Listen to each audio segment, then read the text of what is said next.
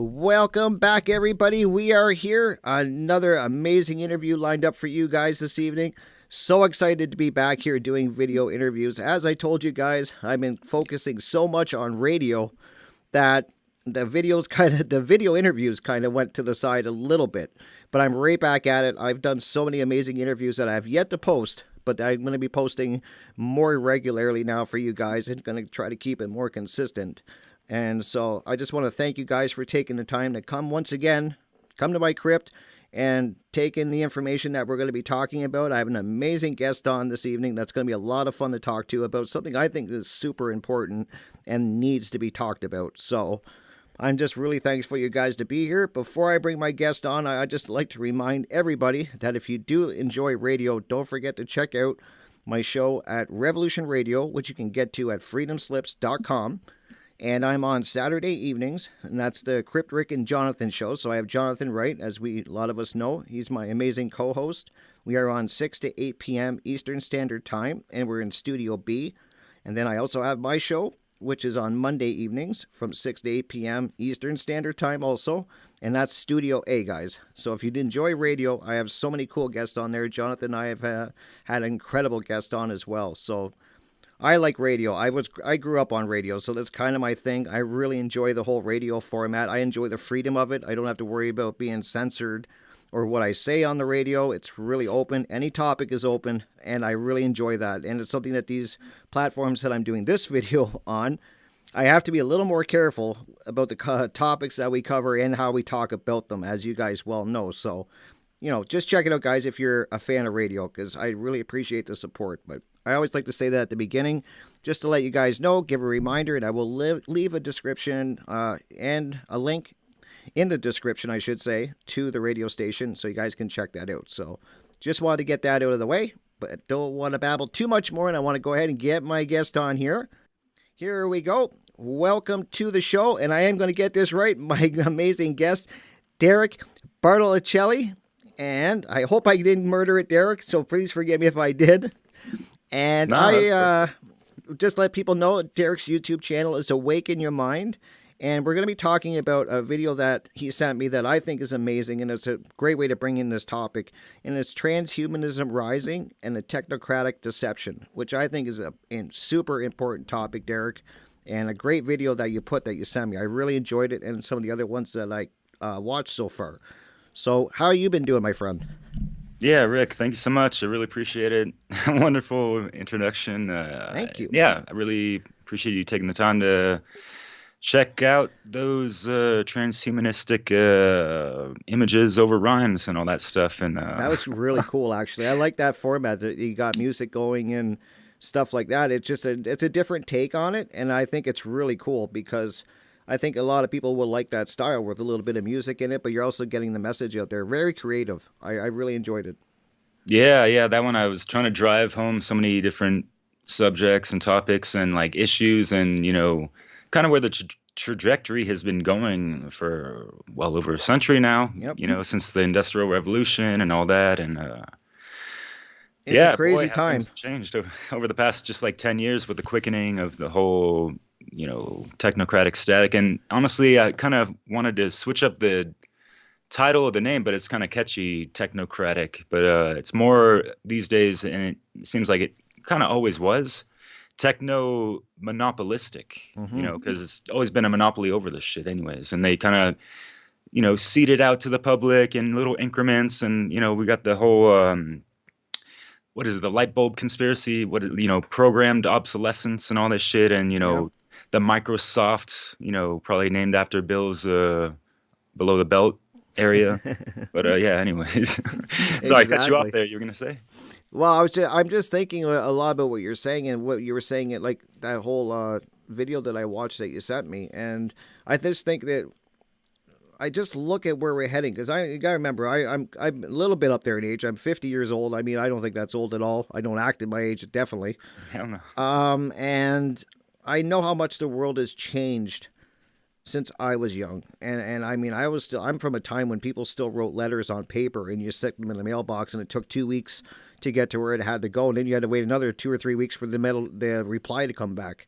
Wasn't like it is now. And I just think the world is moving so fast and so quickly that, I mean, we're struggling just to keep up and keep our bearings. And, and I understand that technology, it's a great thing. It's making this interview happen. And I've met so many cool people using technology that I would have never been able to do anything like this. But with that, there's also a negative that I think people have to talk about. And I just see, as I was saying, that we're moving so fast with technology. And I want to get your thoughts on that, because I just see, like I said, it's a crazy time where everything seems to be in 30-second blips. You got TikTok, these little clips, 15, 20 seconds. It's really, you can't absorb anything in that time, and it's just so rapid fire. So I just want to get your thoughts on that. Yeah, it can be super overwhelming, especially for the older generations. I thought you were, only like maybe 8 years older than me myself. I was born in '83, so I'm like pushing 40. But looking pretty nifty for 50, man. So Well, that's cool. That's good to hear. It's better than you thinking I was 70. yeah, right. Nah. So yeah, like you made a lot of sense with what you're saying, and like a lot of people. I mean, like if it's not obvious for the majority of people, like yeah, like they're in a world where it's spelled WIRLD. Mm-hmm. It's whirling around, and like yeah, it's just um it's augmenting and all this stuff, and like that's what they want to call AI now, augmented intelligence, even though yeah, we could also call it technical intelligence as well. But what has it done, yeah, over the past 10 years even, like with the TikToks and all this stuff and the Snapchats and Instagram, instant gratification, instant fucking clickbait, instant dopamine hits, instant everything, that is just rewiring the brain in such a way that people they're like dope fiends for this tech, and like all this stuff that the flashy lights and whatever that's but yeah, what are we at, like the attention span of goldfish right now? If we're How to lucky. human evolution. Wow, way to go, guys. Like Yeah. like Yeah. one of my favorite lyrics from a lyricist, Azim, one of these quotes, it's like, are you playing music or is music playing you?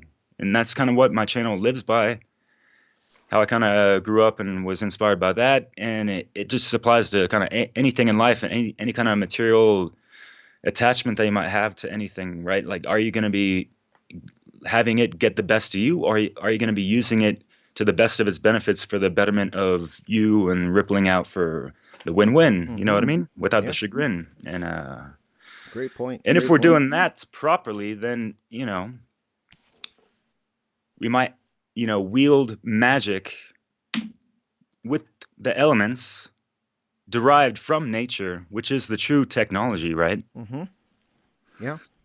Nice Absolutely. and balanced with the right intentions, and you got that trinity of consciousness going properly, and we can format it like a computer, kind of like how Mr. Trivium Natural Law says a lot of times, of how you can you format the brain and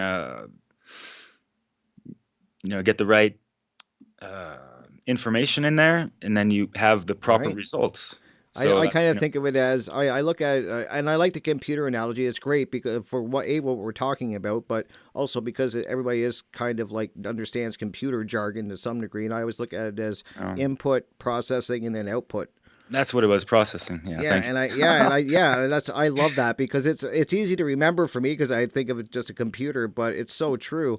When you have people taking in information, that's key. You got to take in the correct information and then be able to process it. But then the big thing is getting it back out there, and that's what worries me about how quickly I see people with tech and these quick little. Like you were saying, Instagram, it's all this instant gratification. Definitely these dopamine rushes that people are getting from, doing a video and then people commenting on it and liking it and sharing it. Like, this is all definitely a dopamine rush. They've really honed in on what, like, gotten people addicted to this whole social media thing, which I think is so toxic. Like Twitter and that, I just think, I mean, can it be used for good? Absolutely. And I'll always say that tech can be used for good, but is it being used for good? Most cases, I would say no. Yeah, and just going back to the trivium of just take it away from the artificial technology and what mankind has created, but what about the technology within man and how we got that osculated liquid crystal heart-based intelligence if you really have that shit fucking activated, right? But everything is mind, all is mind. That's mentalism. That's the first cosmic law, natural law principle that everyone's got to keep in mind, right? And this is kind of why I named my channel AwakenYaMind, even before I even knew about natural law and all that stuff. Just because I knew, the mind is best used, when it's open, kind of like an umbrella or whatever. And that's like simple technology. We don't always have to see technology as, something digital or computerized or electronic. It can just be something man-made. The wheel, that's the most classic thing. That's, like the tarot, the wheel, right? Yep. And how are we wielding these elements to the betterment of all, right? And that's kind of like what I love about, implying or applying, all these, eternal principles and, take it into like the mythos and all these archetypal consciousnesses that we can kind of draw from and learn from and be inspired by and progress and truly fucking evolve, not devolve like we're kind of doing right now, and depending on too much technology. Yep. And like even the calculator, I mean, I remember like math teachers saying how it's, there's some quote, it's like the calculators, doing to our brain the same as, automobiles are to like our physical fitness. I mean, you just look at America and how it's so automobile driven, and it's not just that, but food intake. But it does make sense though with the calculator, because I'm remembering back when I went to school, you weren't, for the longest time, you weren't allowed to use a calculator. You were allowed to, well, actually, no, let me correct myself. You were allowed to use a calculator to check your answers, but you still had to work the problem out and show the teacher that you could actually figure shit out. And then they, and you could check your answer, and the teacher was cool with that. But as the years went on, a few years later, then it became, you can have your calculator with you all the time. And then, I mean, like, okay, how are you learning at that point? I mean, you're punching in numbers, getting the answer, but you're skipping a very big process of figuring stuff out, of learning how to critical think. So I think that's what I also worry about with technology too. But we will get definitely to the nature part, I promise, Derek. But yeah, no worries. Yeah, like, I mean, we'll go all over, and I'm cool with that. I love conversations like this. So wherever we go, we go. And I think you bring up a great point with a calculator. I think that's one great way to look at it. Of what that, it took away that critical thinking, which I think many people are lacking, and especially now with what we're talking about. And then so yeah, eventually in school you could have a calculator with you. You could just figure out stuff, and that was great. And then I'm just thinking, wow, even back then, before I knew what I know now, I was like, this is dangerous. So I mean, it's just like, okay, we're missing something here, but it's just crazy like that. I'm sure now you can have everything, a laptop in your class. Wow. Yeah. Or now it's tablets, whatever. All the kids got smartphones these days, it seems, anyways. Well, not all of them, but yeah, like going back to the old school of having to like actually read books and and write things down and all this stuff, and actually do the fucking math and write it down, and not just input things into any kind of screen or calculator or whatever. I think what that did was help us learn things and integrate them more, I feel. And like today with such all this, learning materials and all that stuff, which is advancing and everything, but it seems like it's reduced like literature into content. Absolutely. Where it's more like disposable, if you will, and kind of just like willy-nilly, like, okay, on to the next one. It's like a fucking assembly belt of like, all right, like it's like in all this stuff, and it's like inundated with so much stuff, and like how many fucking podcasts are out there right now? It's just like, ain't nobody got the time for all that stuff. But yeah, so I feel like with these younger generations, and some of them are actually using it to some really, really wonderful advantages and benefits. Like, Corey Andrelitz, who I interviewed, who talks about naturosophy. Yeah. He's like, 20, 22 years old, He's a beast. so He's that younger amazing. generation, and he's doing like 100 things Yeah, at the same time, just like multitasking like a fucking, yeah. yeah, Yeah, I've interviewed him a couple times, and he's an animal. Like, I mean, he really right? gets it, and he is putting the work in. Like, wow, Mm, you know. fuck yeah. So that's like a great positive example of how the youth is actually using it and actually like taking the time to read books on the side, not just Hmm. depend so much of screen time and this and that. And I mean, how many people actually take digital detoxes, man? I heard you earlier saying, being on the radio, all this stuff, and yeah, like a lot of people, content creators like myself and folks in network. Sometimes we're spinning our wheels a little too fast, and we gotta pump the brakes a little and fucking step aside and Yep, recalculate. You know, I totally enjoy agree. life for what. I totally agree. I think you can get really consumed, which is, I mean, it's great to be passionate and into it. I get it. But I need to pull away. I have to. I can't. I was doing that for a long time. I was basically just taking in all this, everything I could, and I was putting stuff out. But you fry yourself actually, and so I found that I make time, and which is time management, which I'm learning. I've learned a lot over the last year too, and I make the time where I am working on the computer. It's a necessary thing that I need to do to get the content out, so I got to do it. But I also take the time to go out in nature and do things. I'm not just always at my keyboard. And I think that what you say is really important. Like sometimes you have to pull away a little, even if it's just for a couple hours. I'm not saying you got to stay away forever, but you need that away time to unplug and kind of connect into nature. I think that's so valuable for me is getting out in my yard and just sitting with no technology around me. And I think a lot of people aren't doing that. They're really wired into the system. You know. Yeah, no doubt. And yeah, really great friend in Canada. Ex partner, it's complicated, but I mean, that's why I'm in North America right now. I would have been in Canada in the same country as you, brother, probably around this time. I've been trying to get there over the past year, but I got denied by the border. But anyways, like, yeah, and she's out in winter wonderland, just Right. away from all the tech and enjoying the snow and all that stuff. Important. Yeah, and she took months off of the internet and stuff. That's why I ain't heard from her for a while, and I was like, damn, like that's pretty impressive. But hey, Yep. you got to do what you got to do, and I think it's important. I really do. I think that's a great point that you brought up. I'm glad that you did because unplugging. I think we all have to do that every once in a while. I know I do. Like I mean, if I just kept going and going, and you bring up a good point too, with all the podcasts out there, there is a lot of people doing amazing content out there. But I mean, there's only so many hours in a day. I mean, how do you take all that in? I try to. It's like wow, like I want to listen to this person's, I want to watch this person's, but I mean, there's only so many hours in a day.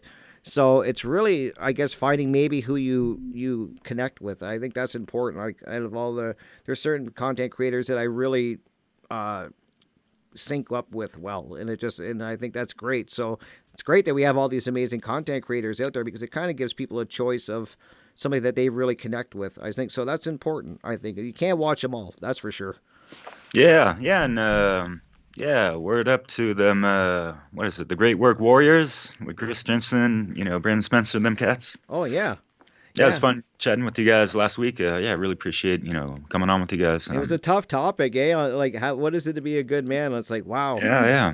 'Cause, man, I've had to ask myself that like a million times Yep. since being divorced like 3 years ago, and just so many fucking mirror moments and shadow work and all that shit. But yeah, and like I had to even step away from how much did technology and me engaging in all this content creation take away from my relationship Mm-hmm. with my wife and stuff. And I even like thought about like trashing my whole fucking YouTube channel after she left me.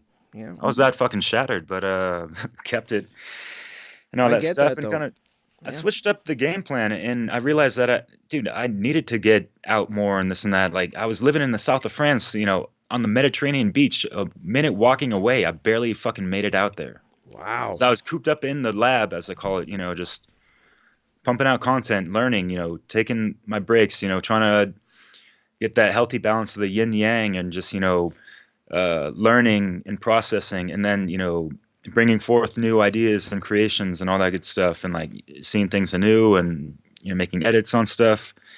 But yeah, one day I went and bought some new technology, and I took this with me in nature. It's not for digital detoxing purposes, but yeah, I saw folks like, Jeff Berwick and Max Egan do their little walkabouts with a little camera like this, and I was like, That's cool. dude, fuck yeah, I'm gonna do that and walk around, and like I ain't gotta be in front of a computer, and I could just do that. Editing videos is way more easier for me than like that technocratic hip hop mix that I made. Hmm. It took me fucking months to do, and countless hours. I literally like almost crashed my computer twice, and it was overloaded with like 50 gigabytes of just like content and material and images and videos and stuff that all compiled in this one thing. And like I was watching it earlier today, and I was like pretty mind blown. I haven't seen it in like over a year, and I'm just like, holy shit, man. It was awesome.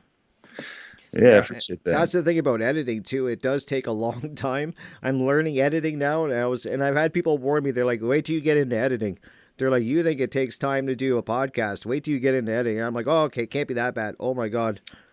I mean, and I don't even know what I'm really doing. I just took Mark Passio's How to Become the True Media class, so I'm learning a great deal from that. But I'm still, I mean, I'm very very new to editing, so I can only imagine. Like, you know what you're doing, and it took a couple months. So wow. Yeah, I kind of learned on my own and just trial and error. It's always been an experiment. That's what I say, and just taking it more lighthearted. But yeah, I've been very inclined over the past couple of years to step my fucking game up and skill sets on all this stuff on all levels, including, you know, always keeping it to the first cosmic law of, keeping the mind, leveled up as well. But yeah, I really wanted to do something like Mark's How to Be the True Media, and really, learn the ropes on more, efficient software and technology. And Exactly. Yeah, and I was surprised in the that all? class what I learned about his classes. There's so many different programs out there that I've never heard of. I mean, I've heard of a few of them, but it's just showing you that there's really a lot of tools out there. A lot of them are free too, which is really cool. I mean, if you know what you're looking for, because I was kind of the guy at the beginning paying for everything. I was like, oh, I got to buy this, I got to pay for this. Next thing you know, you're getting like a $150 bill every month because you got all these programs that you're paying for, and I'm just like, wow. Wow. So I found cheaper ways to do things just as good, I think, and there's a lot of great. OBS? Oh, OBS, I love OBS, which I did. I did learn OBS on my own, so I kind of understand what you're saying when you learned how to edit on your own. I remember when I first started doing a podcast, I talked about it. My friend's like, "Well, you got to know OBS," and I'm like, "What's an OBS?" Like, I didn't know what an OBS was, and he's like, "You don't know what OBS is?" I'm like, "I Call me an SOB? yeah." I'm like, "Is that yeah?" Like, what are you talking about, guy? Like, what? And he's like, "Oh, that's a program. It's like broadcasting." And so I'm like, "Okay." So I downloaded it, and we figured it out like piece by piece. And so if I can figure it out, I always tell people, if I can figure it out, anybody can if you put the time in. And so I'm still figuring it out. I'm not a pro at OBS by any stretch of the word, but I can get by, and I'm learning more all the time. I'm trying to improve all the time with it, but it's definitely I think a must. And it was shocking to me when I start talking to people, especially Derek. What really kind of bothers me is young people. Like, I talk to a lot of people that are younger, and they don't have any tech skill. A lot of them don't even own a computer, and the only thing they have is their phone.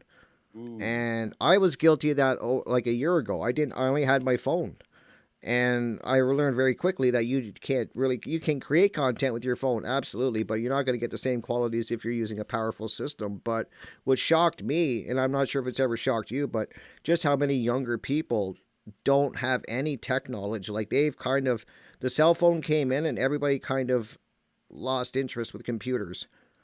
Really crazy when you think about it. Yeah, it's practical. It's everything you want. A magic box in your pocket. Yep. And Yep. I've seen people do magical things in like amazing things. I have a friend that uses that as like a drum machine and like makes beats off of that. And That's cool.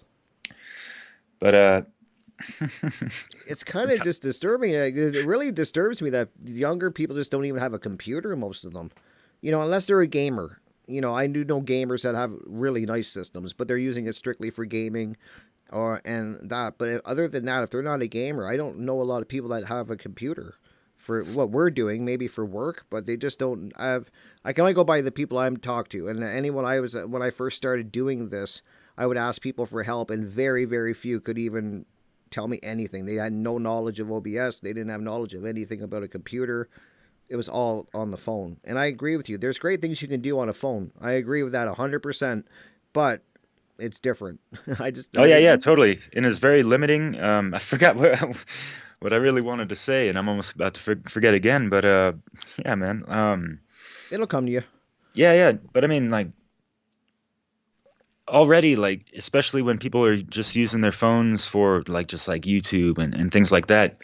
What I notice, when I watch stuff on my phones, and even I noticed because someone brought that up on a comment on one of my videos, is that like, hey man, like, why do we get all these ads on your video? I thought your channel was like non-monetized. And I was like, well, it is non-monetized, but at the same time, like, the songs could be copyrighted, and those owners of the copyrights, have, free range on like throwing advertisements up in there. Unfortunately, it's out of my control, but at least like the music's still out there and blah blah blah. But what I noticed is that when you watch it from your phone, you're gonna get a shit more ads than if you watch it from your computer. Right. And it's just Absolutely. like, I don't know, for me, like, it's just like consumption, that whole thing ties into it as well. Just like everything's fucking being marketed, you know. Absolutely. Yeah. That's what I look at the phone as now too. Is it's just a device to consume with mostly. I mean, I think about it. It's convenient. I mean, I have one. I mean, so I can't be a total hypocrite and go against them. I mean, it does have it's great for texting and keeping in touch. I've met a lot of great people, keep in touch with a lot of great people, but I couldn't do what I do here on my phone. I don't think I could. I don't think I could. I just think that computer just Yeah. you need to learn some tech, and I just from the and maybe I'm just in a group, maybe I'm kind of in a group around a group of people that I know that just aren't computer people, because I'm sure people that are listening right now going, I know tons of people with computers, so what are they talking about? I only speak for the people I know around me, and there just isn't any. There was a couple people that got me started and knew a little bit. I knew one tech guy. If I could get him over here, he was the one that really got me started with OBS, and we kind of figured stuff out. So I had a little bit of help and a push, but most people just couldn't help me. And I just think that that's really dangerous. I just think it's a dangerous place to be when they're using this tech against us, and people don't realize that we have to use it back against them. Yeah, no doubt. And I mean, like, just, the silent weapons for quiet wars. Mm-hmm. Yeah. How many people got these, wireless like things stuck in their ear? Like, almost all day I've seen some of these people, like, Yep. EMFs, anyone, like, and yeah, there's some things that you can do. I mean, I really don't try to have the Bluetooth on much at all. These are the headphones I rock. You got my little, Oh yeah, those are cool. taking the time to promote AwakenYaMind. No, just kidding. But yeah, like, you can get, I mean, you can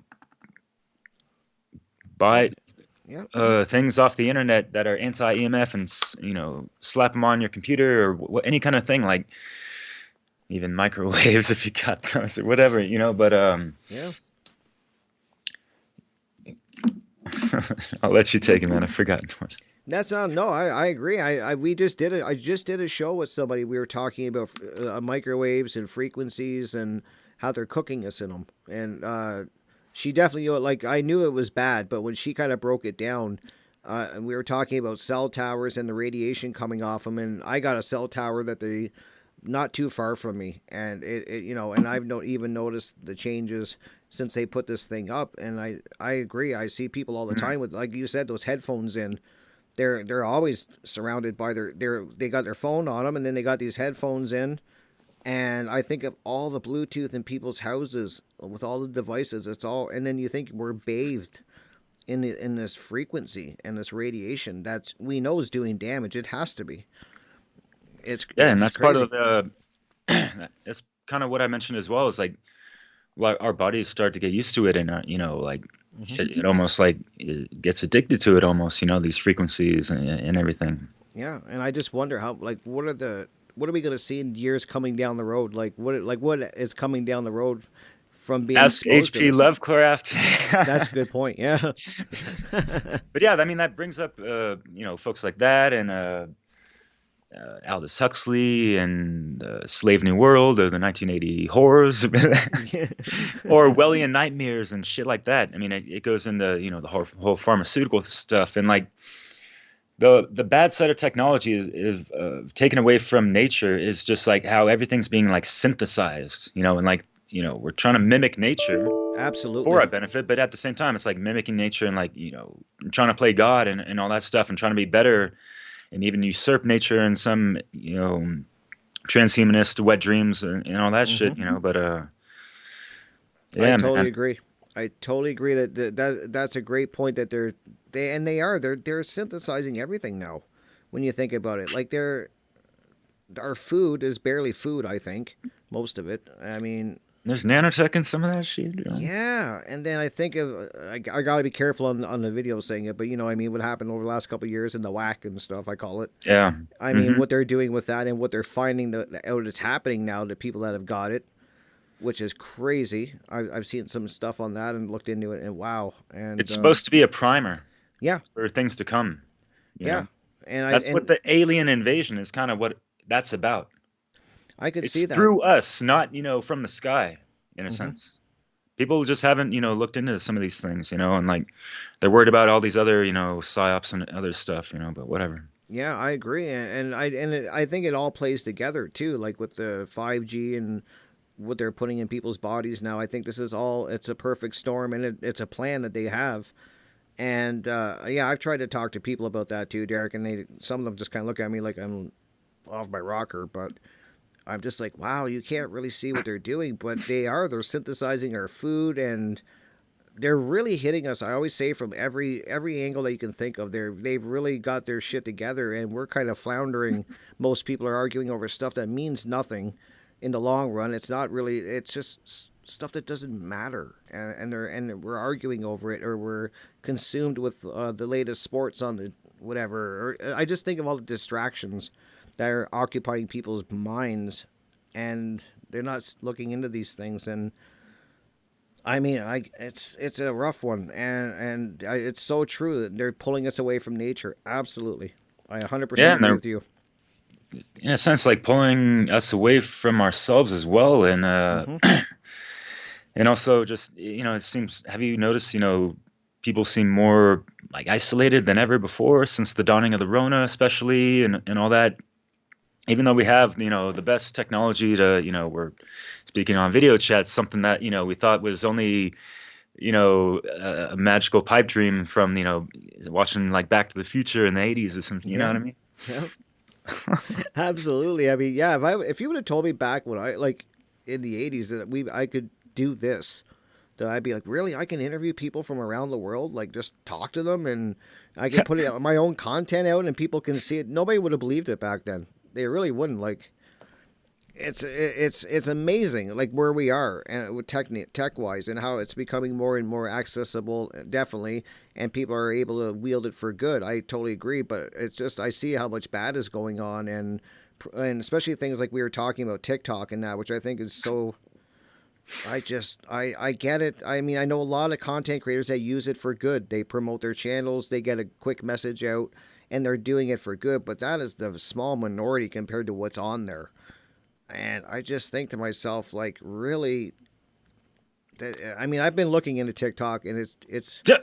ooh, I it's mean, what about the origins of that? What about this whole finding the Dragon Ball Z stuff, and like these like digital social experiments mm-hmm, that people don't even understand? Like, yes, like the vast minority of people, I guess, understand like the whole historicity of the computers made by DARPA, or whatever it was called back in the day, and all yep, this stuff, and like smartphones connected to that kind of stuff, and the whole state of surveillance has created the biggest brother.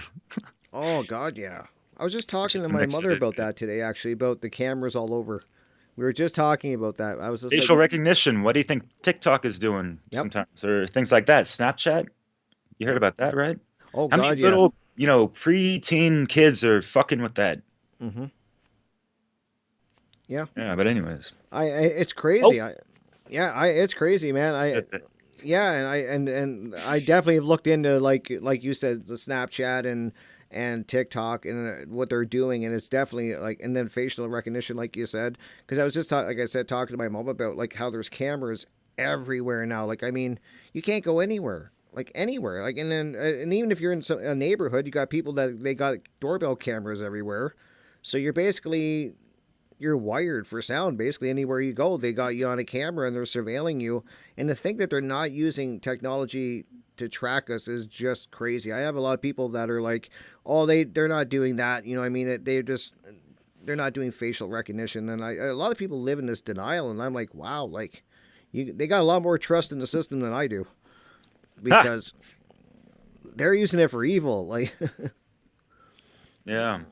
But what's funny, I was just thinking, and I think I saw this on a poster somewhere on the internet, but yeah, for the majority of people out there, Big Brother is watching you, and he's bored as shit because you're only doing nothing. You're just passively and tacitly consuming and complying with whatever's going on, unfortunately, and people don't actually make the time when they say they don't have time to actually look into things for themselves, within themselves, and and that kind of stuff, because everyone's kind of got their after work routine, maybe cracking open a cold one, and they got the Netflix on now and all that.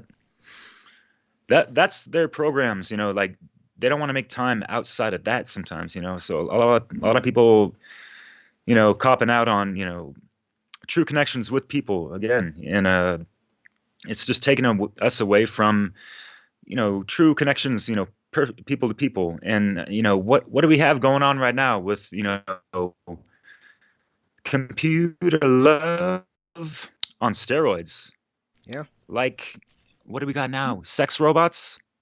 And have you seen, like, I think there's even like a movie that kind of has that woman falling for this AI guy and this and that, and it's really creepy. And I know that movie. It's either it's called like, She or Her.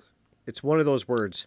okay, yeah. It's So her I or mean, she. I can't remember, guys. Let me know in the chat. But I know the one you're talking about. mm, That's a weird movie, and I'm surprised we're not there. Like, I really am. I'm surprised there isn't a program like that is like that. Because I mean, a lot of people say we have like Alexa and stuff like that.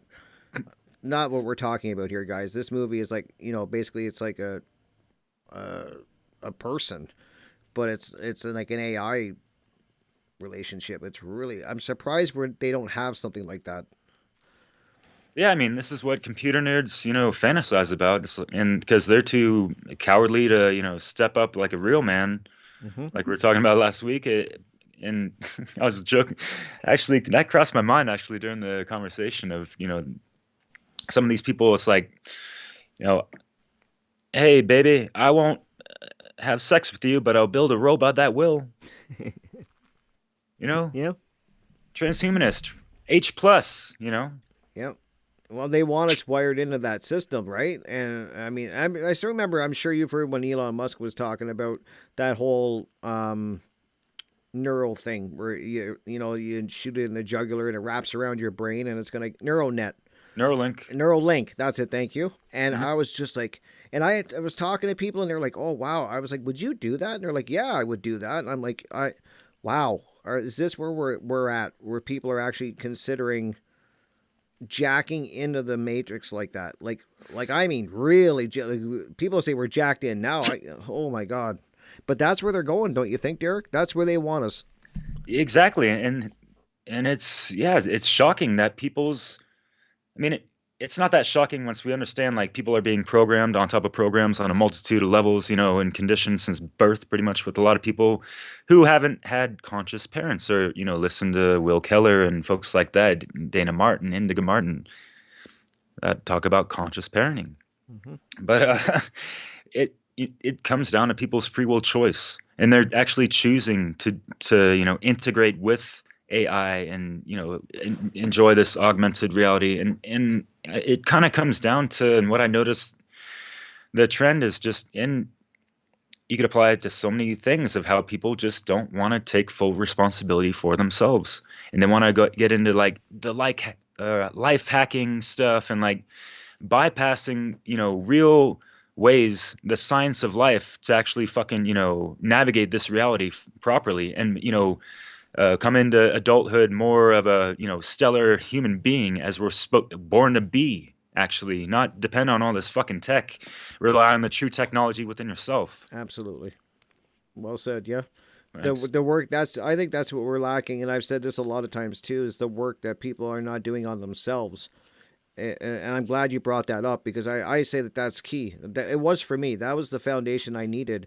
Was I had to start doing the work on myself. Like, I mean, I think a lot of people, like you said, they're looking for an external quick fix to things, and are we being programmed that way? Absolutely. Everything's quick fix now. That everybody wants the quick, lose 100 pounds in a week, and all this stuff. And it's like, wow, there's work involved. And what I learned very quickly, not quickly, I don't want to say quickly, because I was stubborn for a while. I mean, it took me a while to realize it, but I realized I had to really turn inward and go really deep, and start asking myself some very tough questions and be brutally honest with myself.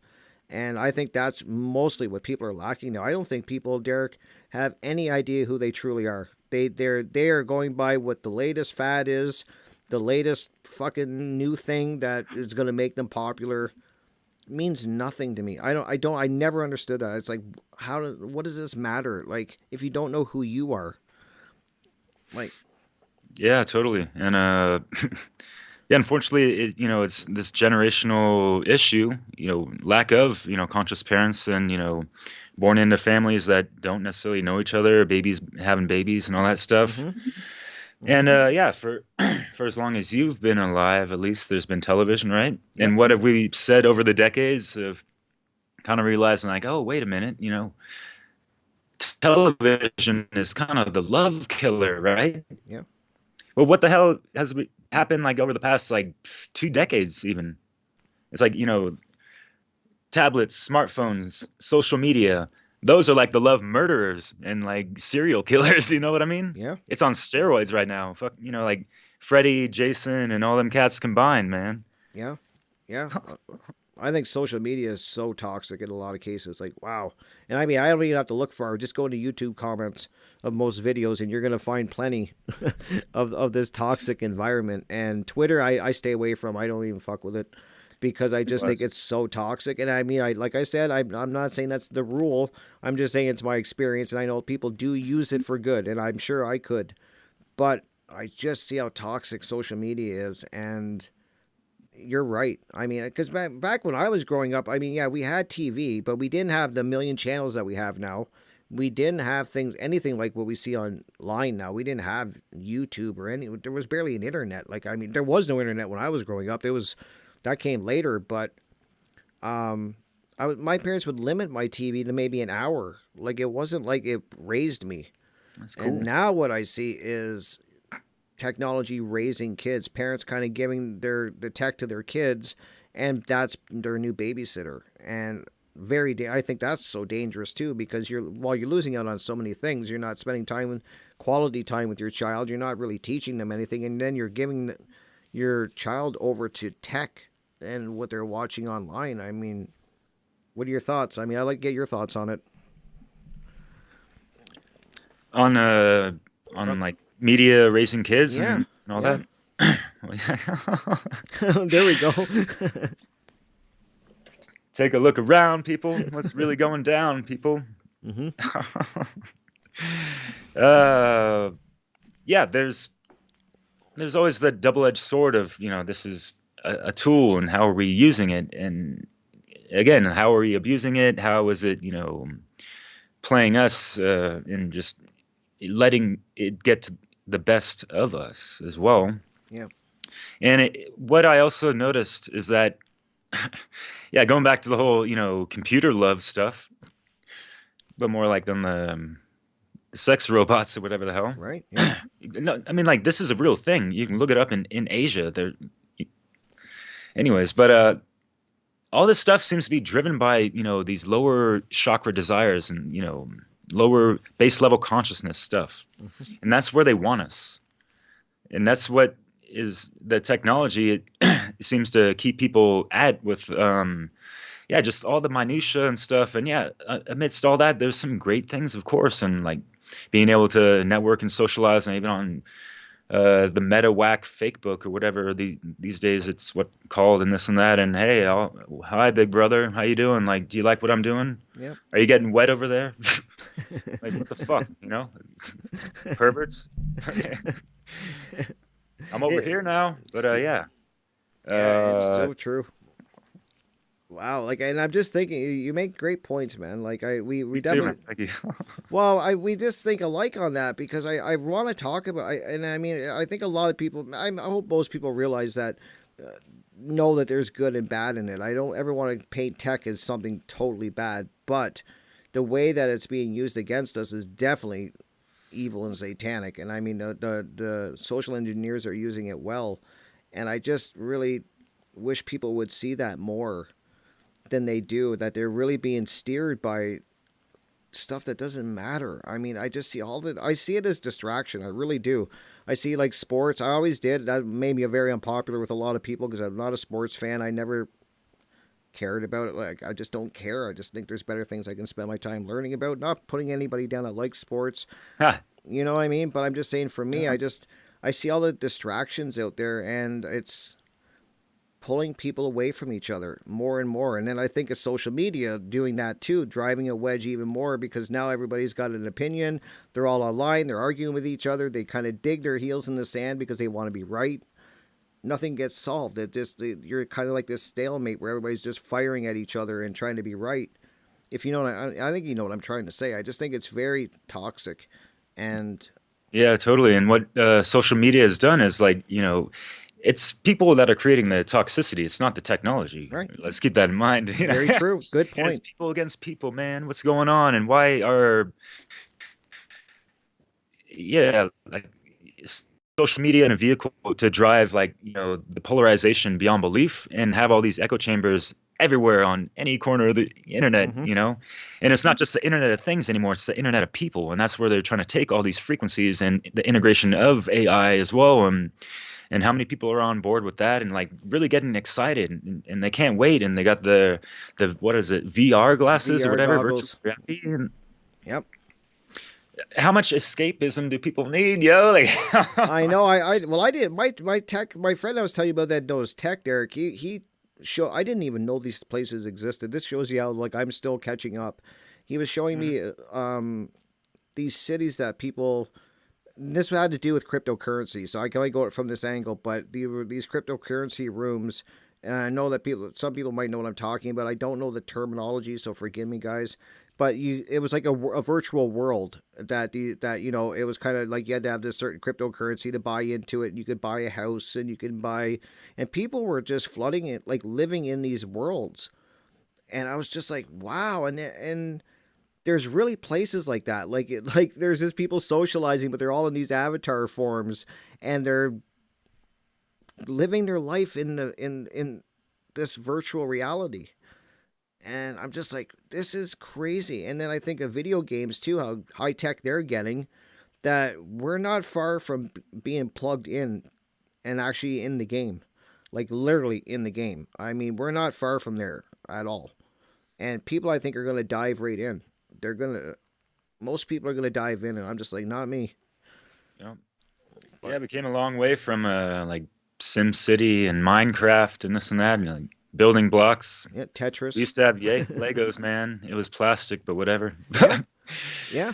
But yeah, It's like just crazy. base level consciousness, checkered floor, Masonic, duality shit that we're trapped in. Unfortunately, we can rise above this. But like the idiot box, how many boxes are there? How many cubes? Black cubes. It's so symbolic to all this stuff, and like they're having occult mockery of blockheads in Europe. With the Tower of Babel on one of their Hmm. European Union posters with all the stars are fucking inverted as well. Yeah. And Yeah. like, what the hell?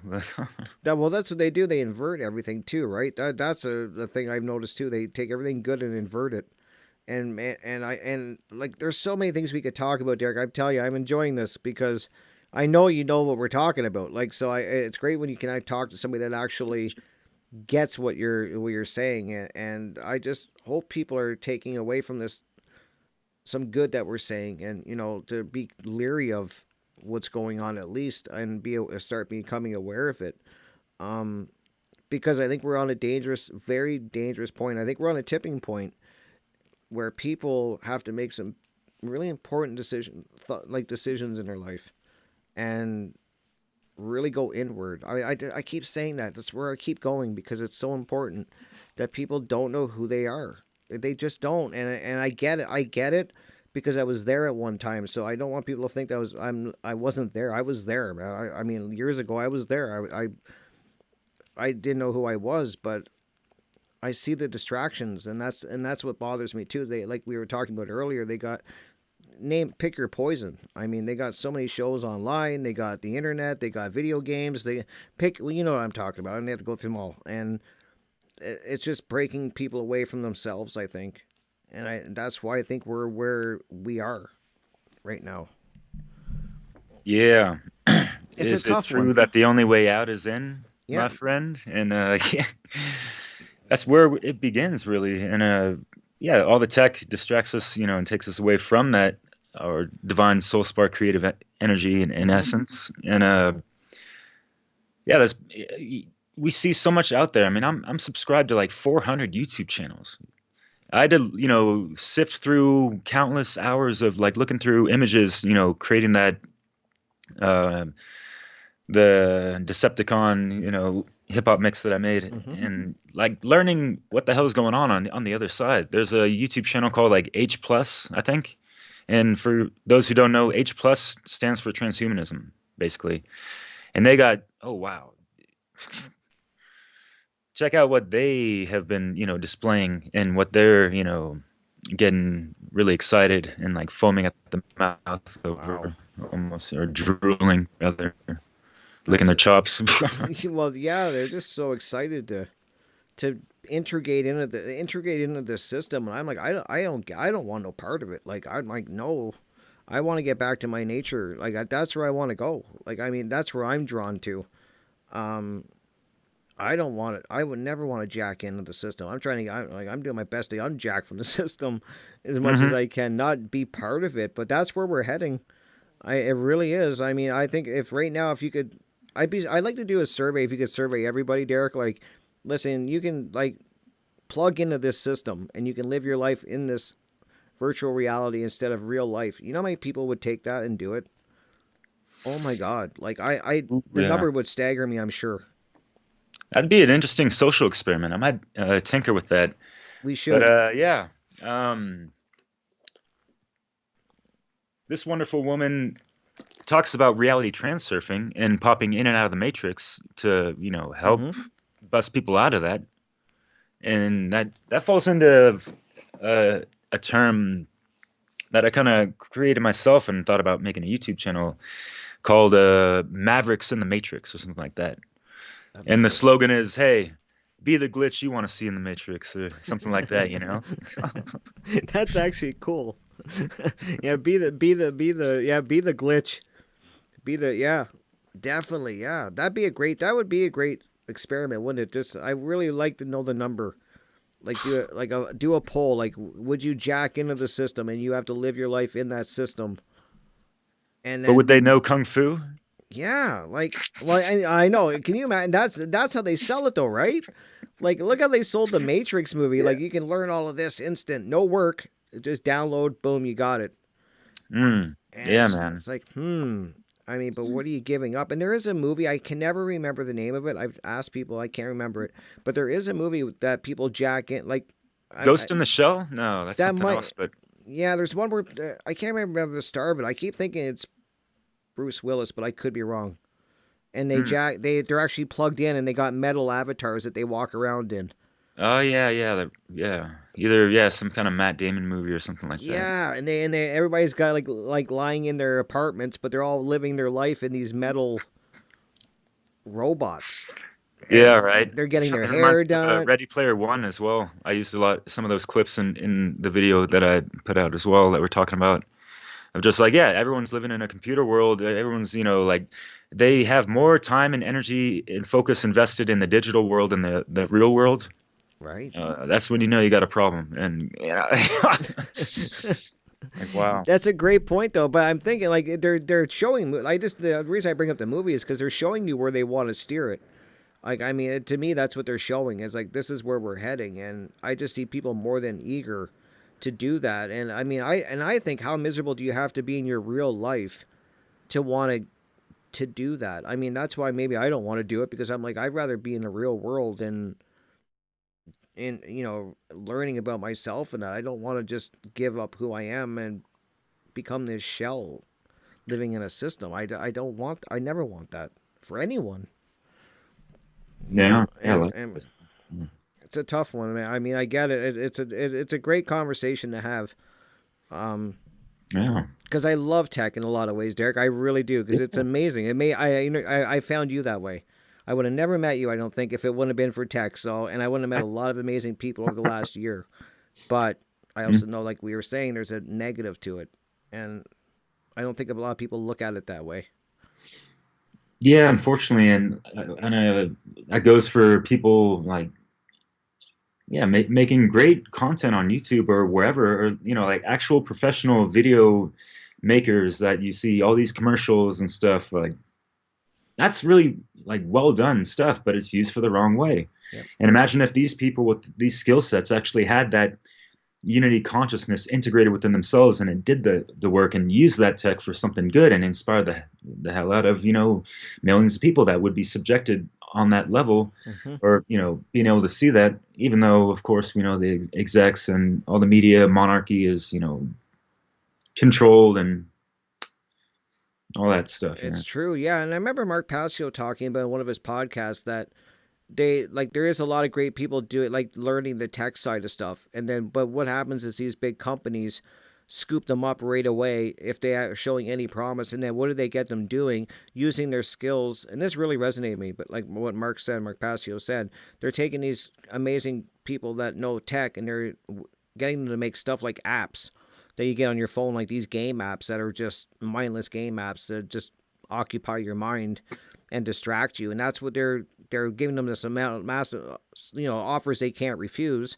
So instead of doing what you just said, putting it out there, using it for a greater good and using it to educate people, they get bought up by these these elite Yeah, shit and that I've been shit saying bags. this.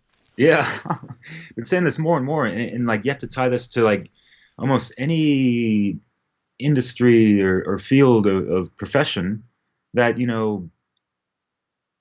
the powers that wish they be, they are recruiting the best, the brightest, Mm-hmm. the mavens, the sex appeal people, to have the people's champions, to have that influence and have them distracted on celebrity worship instead of their own lives, that kind of stuff. The list goes on with all that. So yeah, of course they're going to recruit some of the best technicians and people having these wonderful skills to create incredible media, that Yeah. really captivates people's attention. Like, and how many Yeah. people in the alternative media are actually like trying to step up to that same level? Not a whole lot, I noticed. And I noticed that people aren't taking enough pride in like put in like some good aesthetics, or and when I say pride, healthy pride, like take pride in your work, like your word is bond in a sense, and that conscious expression. I see people putting out videos like it's willy nilly, as if people got all the time of day to like, watch that kind of stuff, and like not even a good thumbnail image and all this stuff. And it's like, yo, like, do you understand the competition you're up against, yo? Like, I think a lot of it's like we were saying earlier, though, Derek, is that they don't know how to do it. I think YouTube makes it very easy to just, if you have a phone, you can put a video up. So I think that that's where the trap that people get into. I'm guessing, I don't know. I'm just using what I think is that a Mhm. lot of people, they've made it like TikTok super easy, right? Throw a clip up in no time. Uh, They and do I all the work for you. They have all these yeah. templates and like, yeah, I don't even know about it, but I've seen, yeah, sorry. Yeah, I know people that are hooked on TikTok. Oh my God. Like they just constantly post on TikTok every aspect of their life. They're always putting up new stuff. And I looked into TikTok, but but for some reason, I don't know whether it was just meant to happen or synchronicity or something, but I started learning about what TikTok really was, who's behind it, and what their agenda was, which I pretty much knew. Like, I mean, I think all these apps have a hidden agenda that we were talking about already, but then I stopped. I was like, I ain't touching TikTok now. Like, nope. But I also, on the same side, as I was saying earlier too, Derek, I know people that are using TikTok for good things. They're putting out great messages. They're advertising with it. They're getting lots of hits. So how it's Yeah, used, my I great guess. friend Odie, uses that to promote his business Yeah, and so yeah. yeah, I get it. So I mean, it's one of those things. I guess it boils down to what we were saying earlier. It's how you use it. But I mean, I just think of all the content, like all the information they're getting from people from these apps, like TikTok. It's like, wow, they're really, and they do with all apps. I mean, they're harvesting our data, which I think everybody would agree. I hope everybody would agree with that they're doing that. And yeah, it's crazy, you know. And now you got me thinking about the whole fucking sex robot shit and that now. Because you're right. I mean, you're right. I'm because I know friends that are single and they're on these dating apps. Oh yeah, It's and they get swiped up hard, I bet. Oh God, yeah, and I'm like, and that's what I asked that So on my radio show disposable. recently. I'm like, is that what dating? Like when I was younger, you had to date somebody. You took them on a date in person. You got to know them. Like that was the at least the gist of it. You hung out and all that. Is that really what dating has become? Is a swipe, like, Yeah. and it's just like, okay, nope, nope, nope. Oh, like them, okay, and then that's it. Like that's where we're at, Derek. Like that's sad. I mean, we are in trouble. Yeah. And you Yeah. wonder why, like Like um, relationships don't last, why they fail. That's what I'm thinking. I mean, I don't know. I don't know. I've been married. I've been married too long. I've been married 25 years. So, oh wow, cool. I was married for almost a decade myself, and I feel more old fashioned in that regard. Just well, yeah, it's rare, being dude. faithful to one person. Yeah, Yeah, yeah, like that's cultivating cool. that true organic love, man. That's I know you're a work. good family man. That's Yeah. awesome, Yeah, well, that's work. I mean, it takes work. I tell people that all the time. They're always like, and then it's really funny when I talk to people. A lot of people, I'll be like, I've been married 25 years, and they're like, oh, how many wives is that? And I'm like, what? How? What? Yeah, you have multiple wives, and you add it all up, and that's your marriage? Like, wow. Same woman, thanks. Like, and they're just like, so, and a lot of people are, I think they want that. I know that people do because I talk to people and they're like, that's what I want. And I'm like, yeah, but it doesn't, you're not going to find that. I don't think on a dating app. I'm sure it happens, but I just really, yeah, you got me thinking about that now because I was talking about it earlier Yeah, on see, a, it just ties in with the whole social media stuff as well, and like the lack of patience and attention, even, and just it's just surface level stuff. And yeah, like folks are just getting swipey with it, with everything in their lives. They're swiping their, bank accounts on their phone, yeah, like everything, man. I know, yeah, I don't know what to, I get lost for words too. I'm just like, really, is this where we're at? And then where do we go? Like, if this keeps going, I mean, we're at, wow.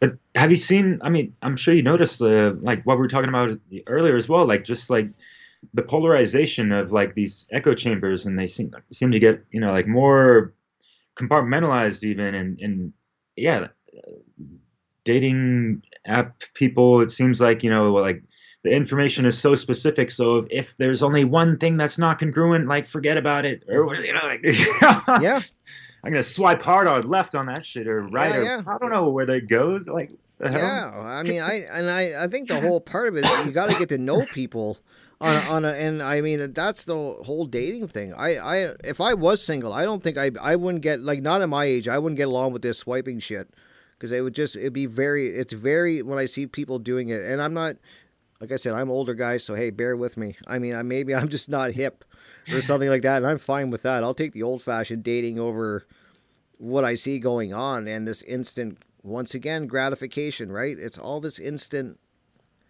right? Like I don't know. I think that a lot of the great stuff with dating is getting to know the person and hanging out with them and spending time with them and not just rushing right to the end. Kind of is what I see what these apps are doing.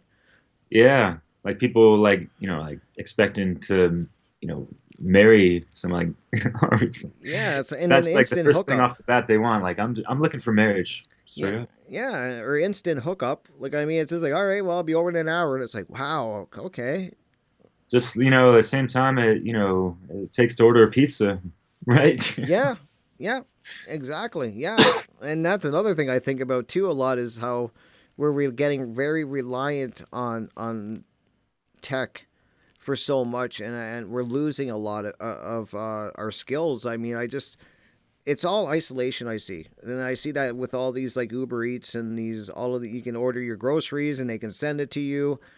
It's I and I've seen it definitely over happening over the years, but like over the last few years, it's really ramped up, and I'm glad you brought that up earlier. That we're kind of we're getting more and more isolated Yeah, than but ever. yeah, that point you brought up is something we could address a lot more of just the loss or lack of life skills of actually like doing it and having hands-on stuff and experience. Hmm. It goes such a long way. I mean, I know people have different like learning preferences and modalities, but I think there's like certain integrations of things that are just like, and like, what about social skills, man? Holy smokes! Like people in public, when they're out, not in the digital world anymore, and they're so used to, they can't talk the way they talk, on social media. You Very know, true. they don't have the same personality. They don't have much of a personality, almost like in the real life. Like, Yeah. or even before the social media, it's like pop culture reference people. That's or poop culture references. Mario West likes to call it. Like it's just a same shit, different smell, almost in a new mutated techie form. Yeah.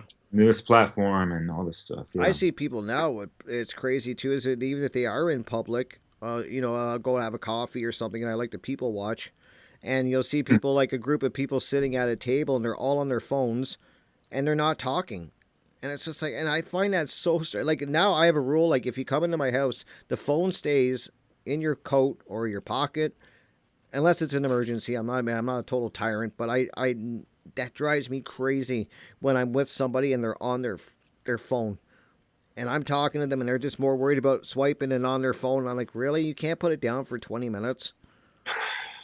Yeah, I And don't see that as being courteous.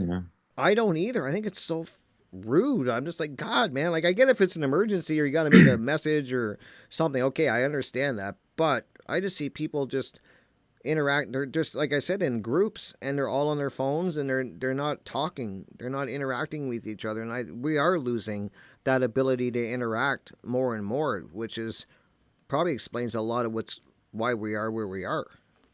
Yeah. Yeah, sometimes I remember going out with my ex-wife in France, sometimes we would be conscious of it and we'd be at the dinner table, we'd stack all the phones in one stack and Mm-hmm. no one's really touching it. We it took us a while to get there, kind of thing, but practice makes perfect. Folks got to wean off of it, right? Just like you're Yeah, changing a diet or whatever sometimes. it's true.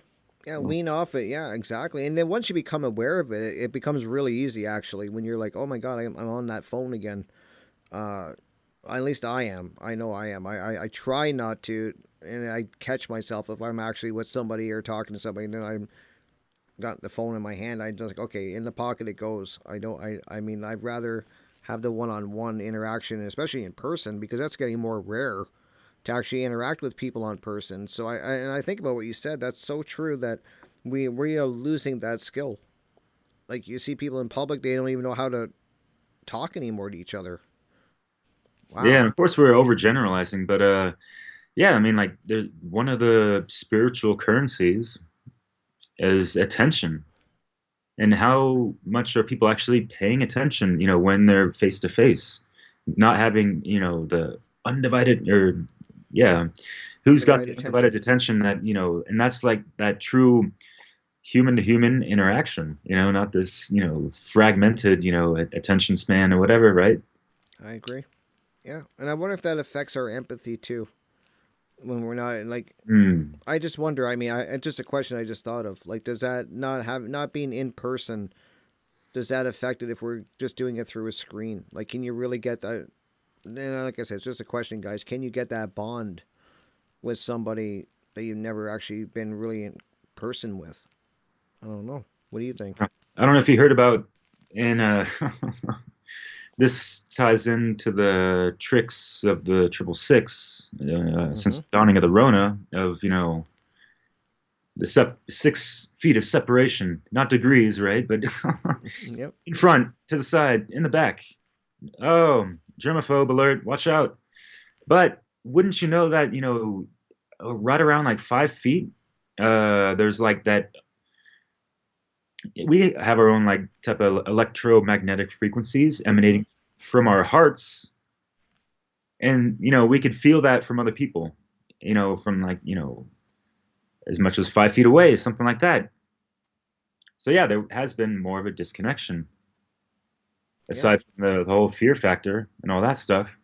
And the fear of death is something that really drives the transhumanist agenda like to its core, I feel, because people want to act like they want to live forever in this one incarnation, totally oblivious to the fact we're eternal spirits Yeah. having a human experience here right now, type of thing.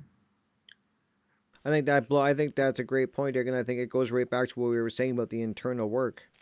I mean, if you're not doing that work on yourself and knowing who you are and what you are, you're gonna buy into that wholeheartedly. You will fear death. I mean, think about that. Like, if you're caught into this materialistic world of just stuff, of course you're gonna fear it, right? I don't fear it. So I mean, for whatever that's worth. I mean, I'm not quite sure what it's worth, but I'm not fear. I don't need to plug Jack into the system because I'm scared to die. So I just wonder if that's maybe a major contributor to the problem is that it comes back to this. It always seems to boil back to a lot of the same things, the inner work. Yeah, totally. That's foundational. Numero uno, amigo. Yeah, and Yeah. nobody's like, I mean, a lot of people just aren't doing it. They're not. I mean, I don't know many. I always try to think of people that I'm around because it's my greatest kind of, and people I talk to. It's kind of like my gauge. I can gauge things off of. And I don't see a lot of people doing what I would call shadow work, where they're just spending time with themselves with no distractions. And I try to do it every day. Yeah, and some days I can do it longer. It depends what I'm doing, but I try to at least make some time just to spend with myself and go over things. Like I know after this interview, I will go over it. I promise you, I will be going over it inch by inch in my head. Likewise, Yeah, man. Sure. and I'll be like, oh, I shouldn't. I meant to say this, and I'm so hard on myself at times, but Take it I easy. definitely will. And I don't think people are doing that. A lot of people are not doing. I think they fear it. I do. I really think they fear it because they know deep down what's going on with them. That's what I think. Yeah, it's something they're very afraid of, looking at themselves, and how many people are, because yeah, it's like having all this noise, background static and stuff, distracting us from ourselves and everything. Like once all that's gone and they have some kind of clarity and they can actually look in the mirror, Hmm. they might freak out pretty bad. I mean, Yeah. 'cause a lot of them are just not used to it. A lot of people seem to have, insecurities and things like that, and just like feelings of a doubt or indecency or not indecency or like unworthiness. Yeah.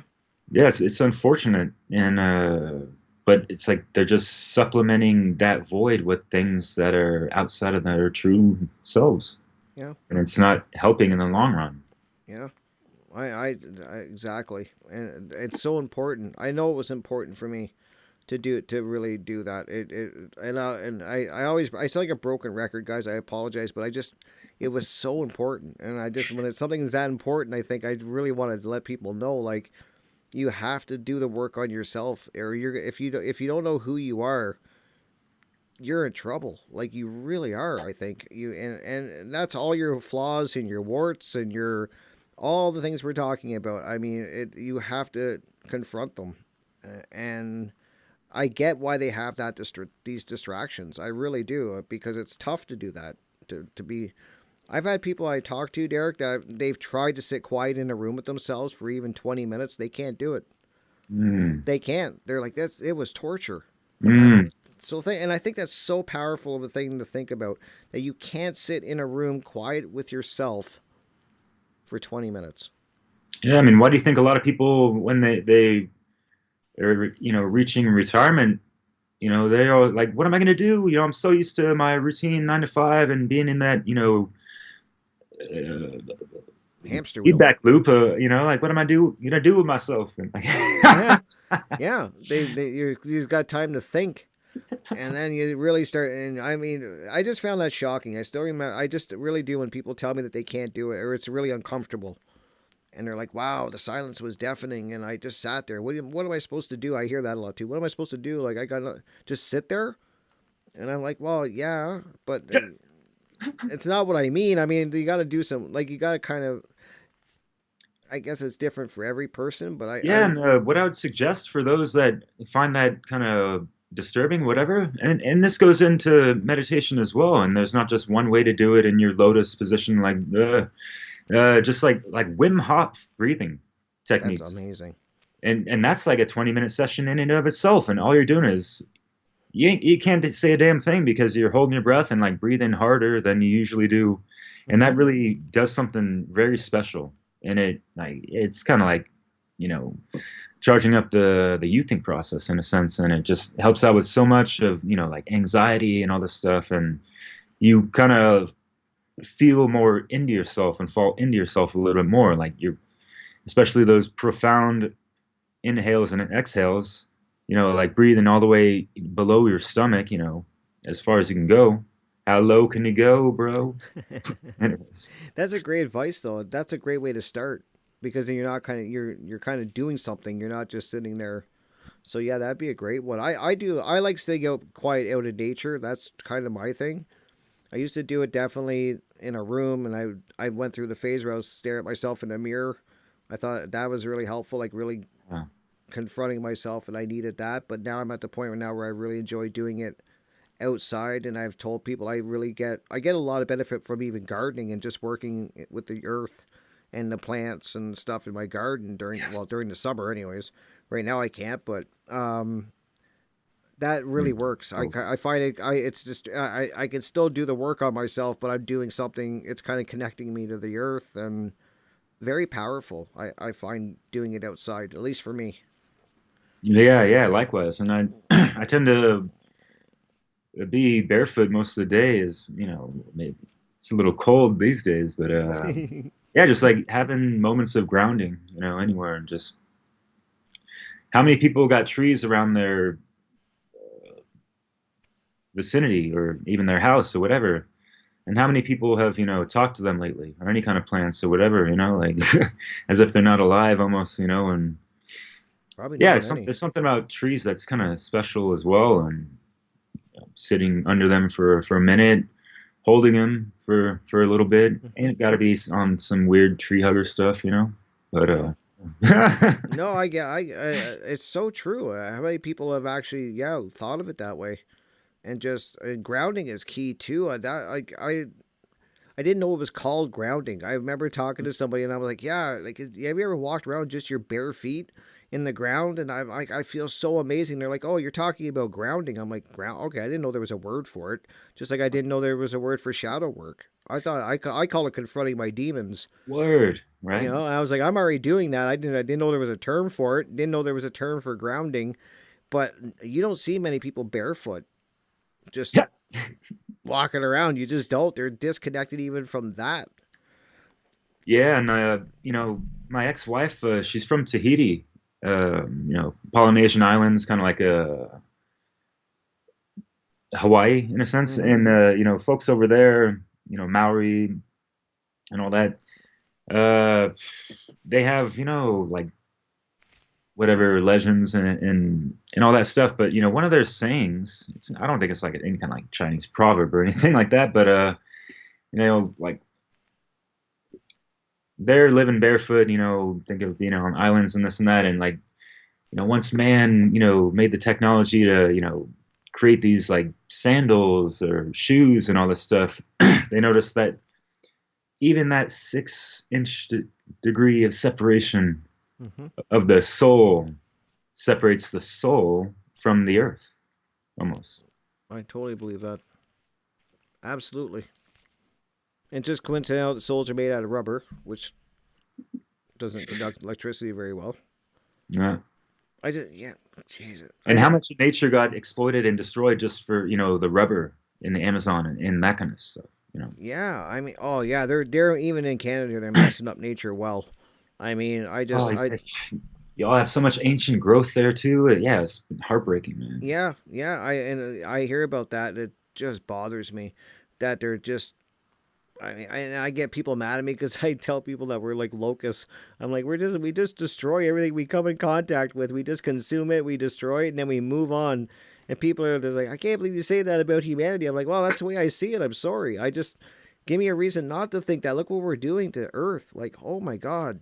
Like, yeah, it's ironic. We're trying to like, we're extracting so much from the earth and raping, pillaging her, and all that stuff, just to create our material edifices and these consumable things that are so easily throwawayable, disposable. We live in a plastic world as well. Oh God, yeah. And yeah, it's way cheaper, economically speaking, by this psychotic model that they have, to just like throw it all away, forget recycling. That's not viable anymore. It's not profitable or whatever.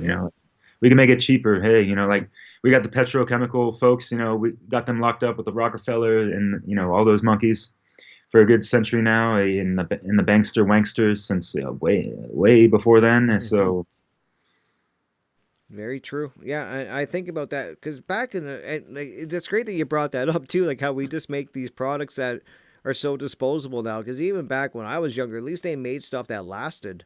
Or now, that's what I meant. Have you seen the light bulb conspiracy? Or I don't think so. Can you let me know a little bit about it? Yeah, it's called the programmed obsolescence.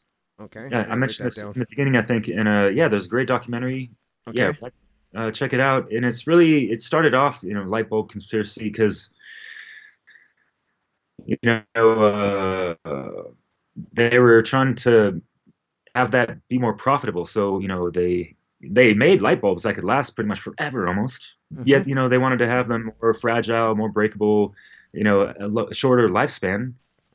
So people would have to buy more and more frequently and all this stuff. And you could say that for so many other things. I mean, like there's another example of like women's like leggings or pantyhose or whatever. Like they made them like pretty stretchable and snaggable, breakable before, but not anymore because they can make more money off of just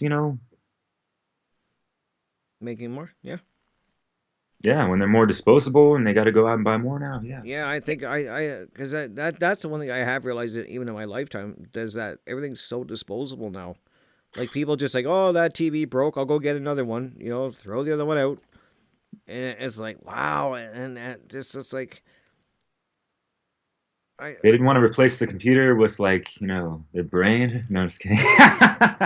Or just like a monitor where they can just have things like, I'm not going to say screw tube because there's more platforms that respect free speech and all that good stuff. Like the Odysseys and even BitChute to a degree and all that stuff. Even though you can find anything on YouTube except for some people speaking too much truth or whatever, right? But, yeah, and well, at least not in code. That's the thing. You gotta learn how to code talk on here. That's why I was saying earlier at the beginning, I love radio because, I mean, their basic one rule is like, please don't drop f-bombs, like if it's possible. Yeah, and if it happens, if it happens, okay, but try to be aware of it. That's it. That's the only rule. And there's such a freedom. And then when you come back to doing an interview like this, you really notice it then. If you're doing it all the time on these platforms, I think you get kind of used to it and you don't realize the restriction. But when you got the freedom to talk about whatever you want without having to code word it or censor it, and then you come back to this, you're like, wow. So yeah, I mean, they're really they're changing the meaning of words, which is crazy. Like the meanings of these words are changing, and words are becoming bad that there's no reason for them to be a bad. And I'm just like, wow, they are really programming us. They're doing a great job. Mm-hmm. Yeah, totally. And that's kind of why I also loved the direction I started in with creating conscious content, I like to call it, even though content could be devaluing just good works or whatever, artistic expressions, all that stuff. Is that, yeah, hip hop, even from the foundation, used a lot of code and like decrypted messages. And what do you think slang is kind of about? Because they had to, warn folks on the block about the popo and all that stuff, bro. Yeah. Unfortunately, that's just how it goes, or how it went, and yeah. And it's been going on in one form or another all through history. I mean, you've had to, even when they were engraving stuff, on tablet, they had to sometimes do it in code, because there's always been this group of people, whatever you want to call them, the elite, whatever. I don't like to call them that. I don't like to give them credit, but these dark psychologists, whatever. I like to call them that because they do know what they're doing so well. Exactly. And I mean, so yeah, there's always been this group trying to not to silence truth and silence good information. And this is just our battle. I think our form of it is this tech, because that's what we're using, and it's tough. I know so many content creators, Derek, that have got their channels pulled for nothing. Like, and I'm like, and they're like, the video has been up there for 5 years. I don't understand why they pulled it now. And I'm like, well, they make the rules up as they go. Mm-hmm. like they may, God knows what we're talking about right now will probably be fine, but in a year, who knows? Yeah, man. You can add me on the list. I've had one of my YouTube channels taken off. Jeez. Like maybe I'm not doing it right. Because I haven't lost one yet. Neither, but I don't know. I mean, maybe I'm just being. I think I played a little safe. I think in a lot of respects, because I'm just like, well, if I keep getting my channels pulled, how am I? I'm not really doing good. I mean, it's just making it tougher. But I don't know. It's a tough one.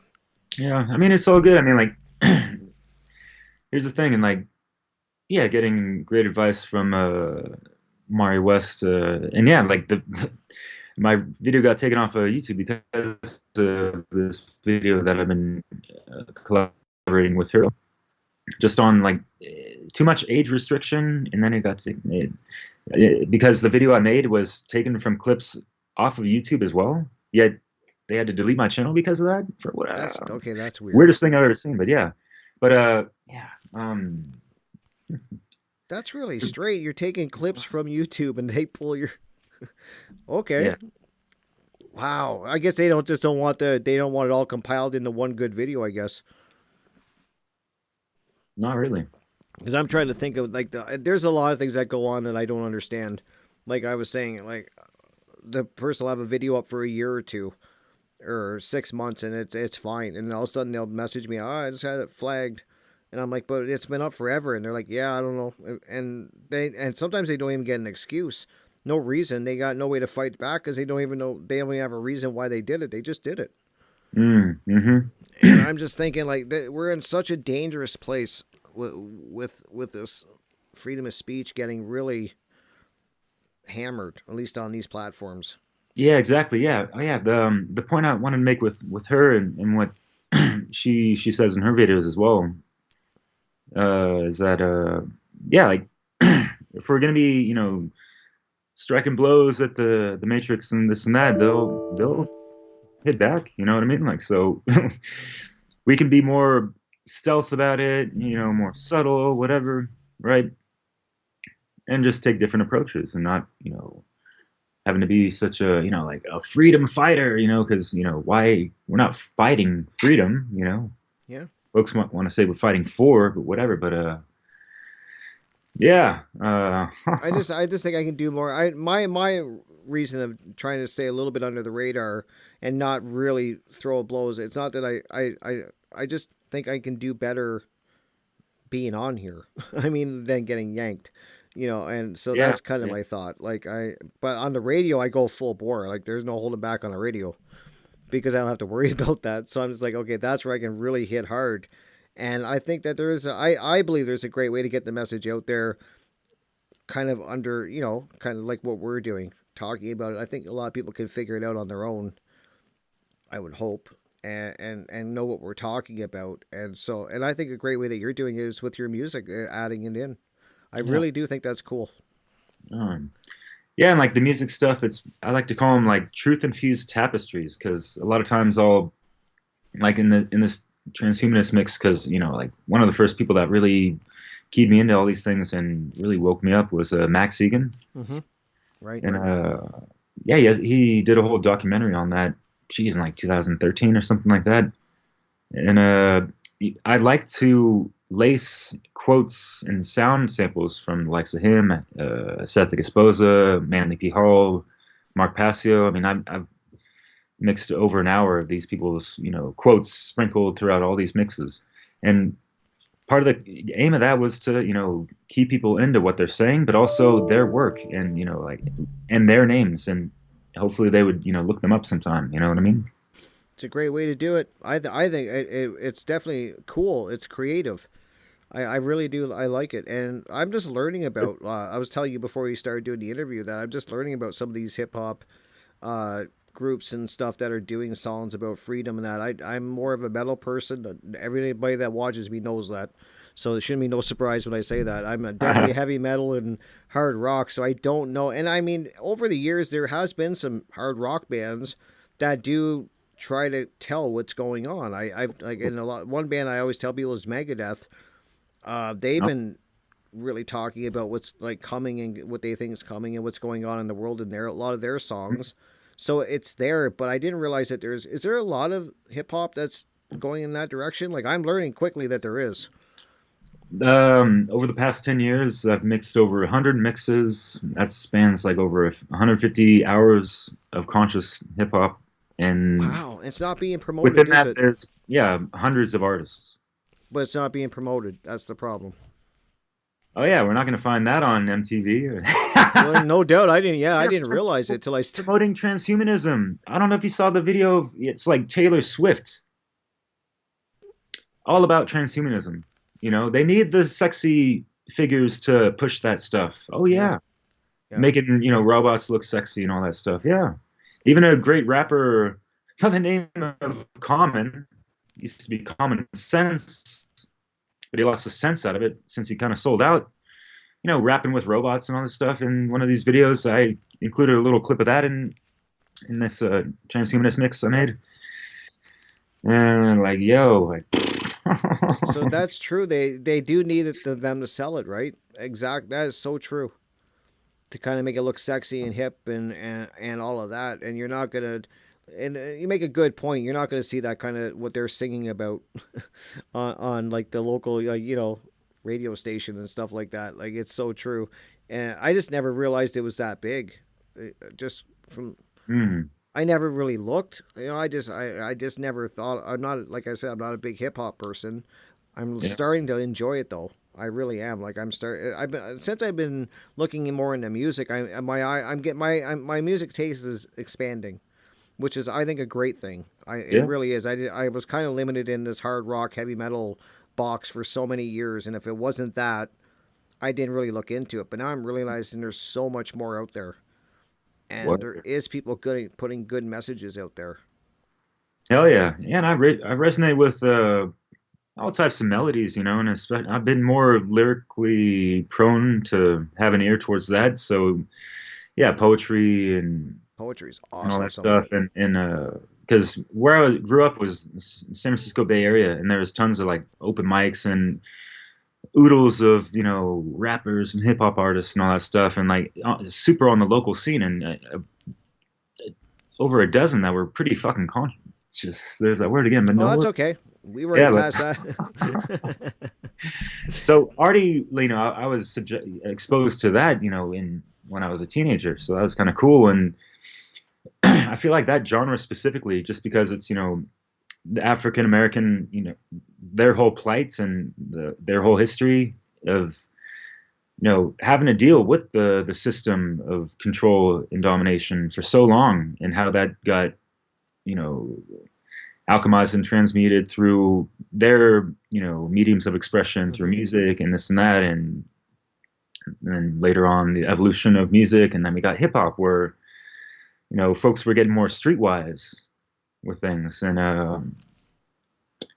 they It they works wanted to well.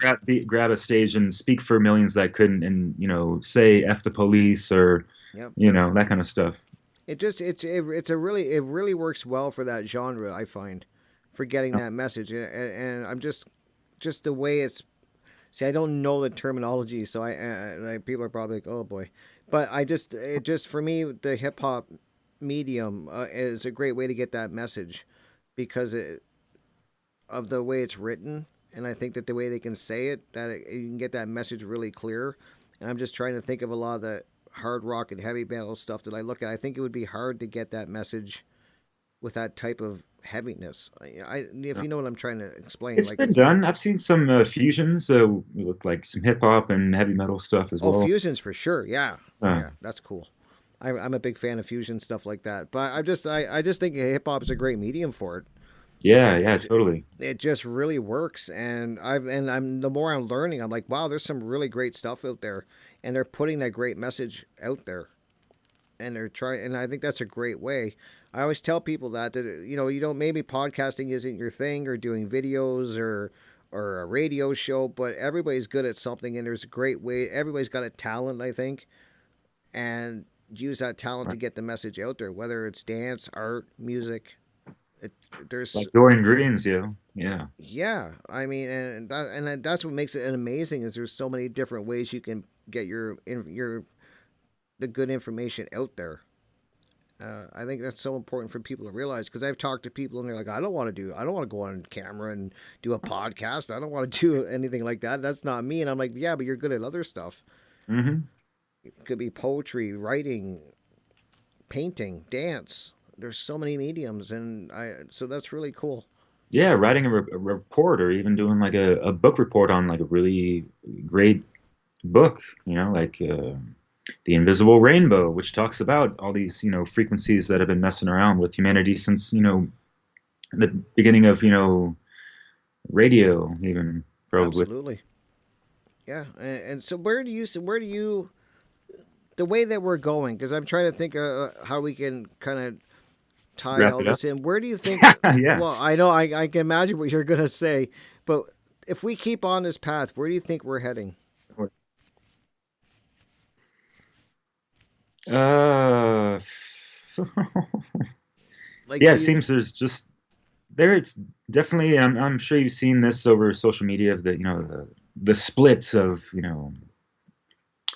the trajectory of where AI wants to go, and the trajectory of where people want to take it back to more like the ancient future of the true organic Earth timeline. You know what I Yep, mean? I agree. Uh, I just wonder if we got the. Do you think we can pull it back to that, to the ancient, yeah, like, or are it's we gonna too take. far?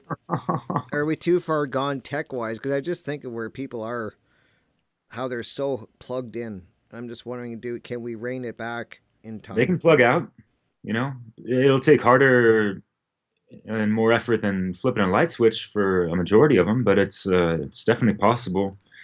It's definitely possible to still keep some of this, technology, of course, and wield it for more better purposes, and like have it more like without the EMF crap associated to it Oh all. And God, yeah, it's really going back to like like really getting into Nikola Tesla's tech and knowledge and all that stuff. yeah. Not the idiot smart cars, which are you can read articles about this. Don't believe me, people.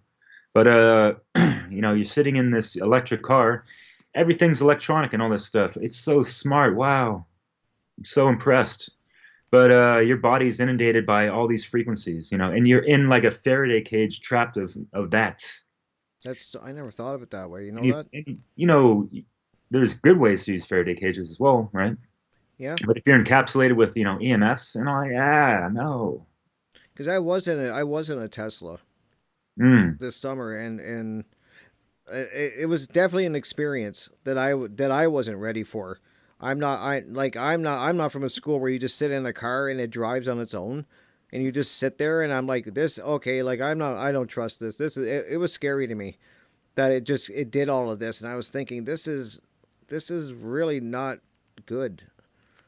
And the person that had the car was arguing for it. They were like, well, the AI is more responsive than a human can ever be. And I'm like, yeah, okay, that may be true. I just, it was a very uncomfortable feeling I had. And also the fact that I thought that it was really cheaply made inside. Like it was really plastic.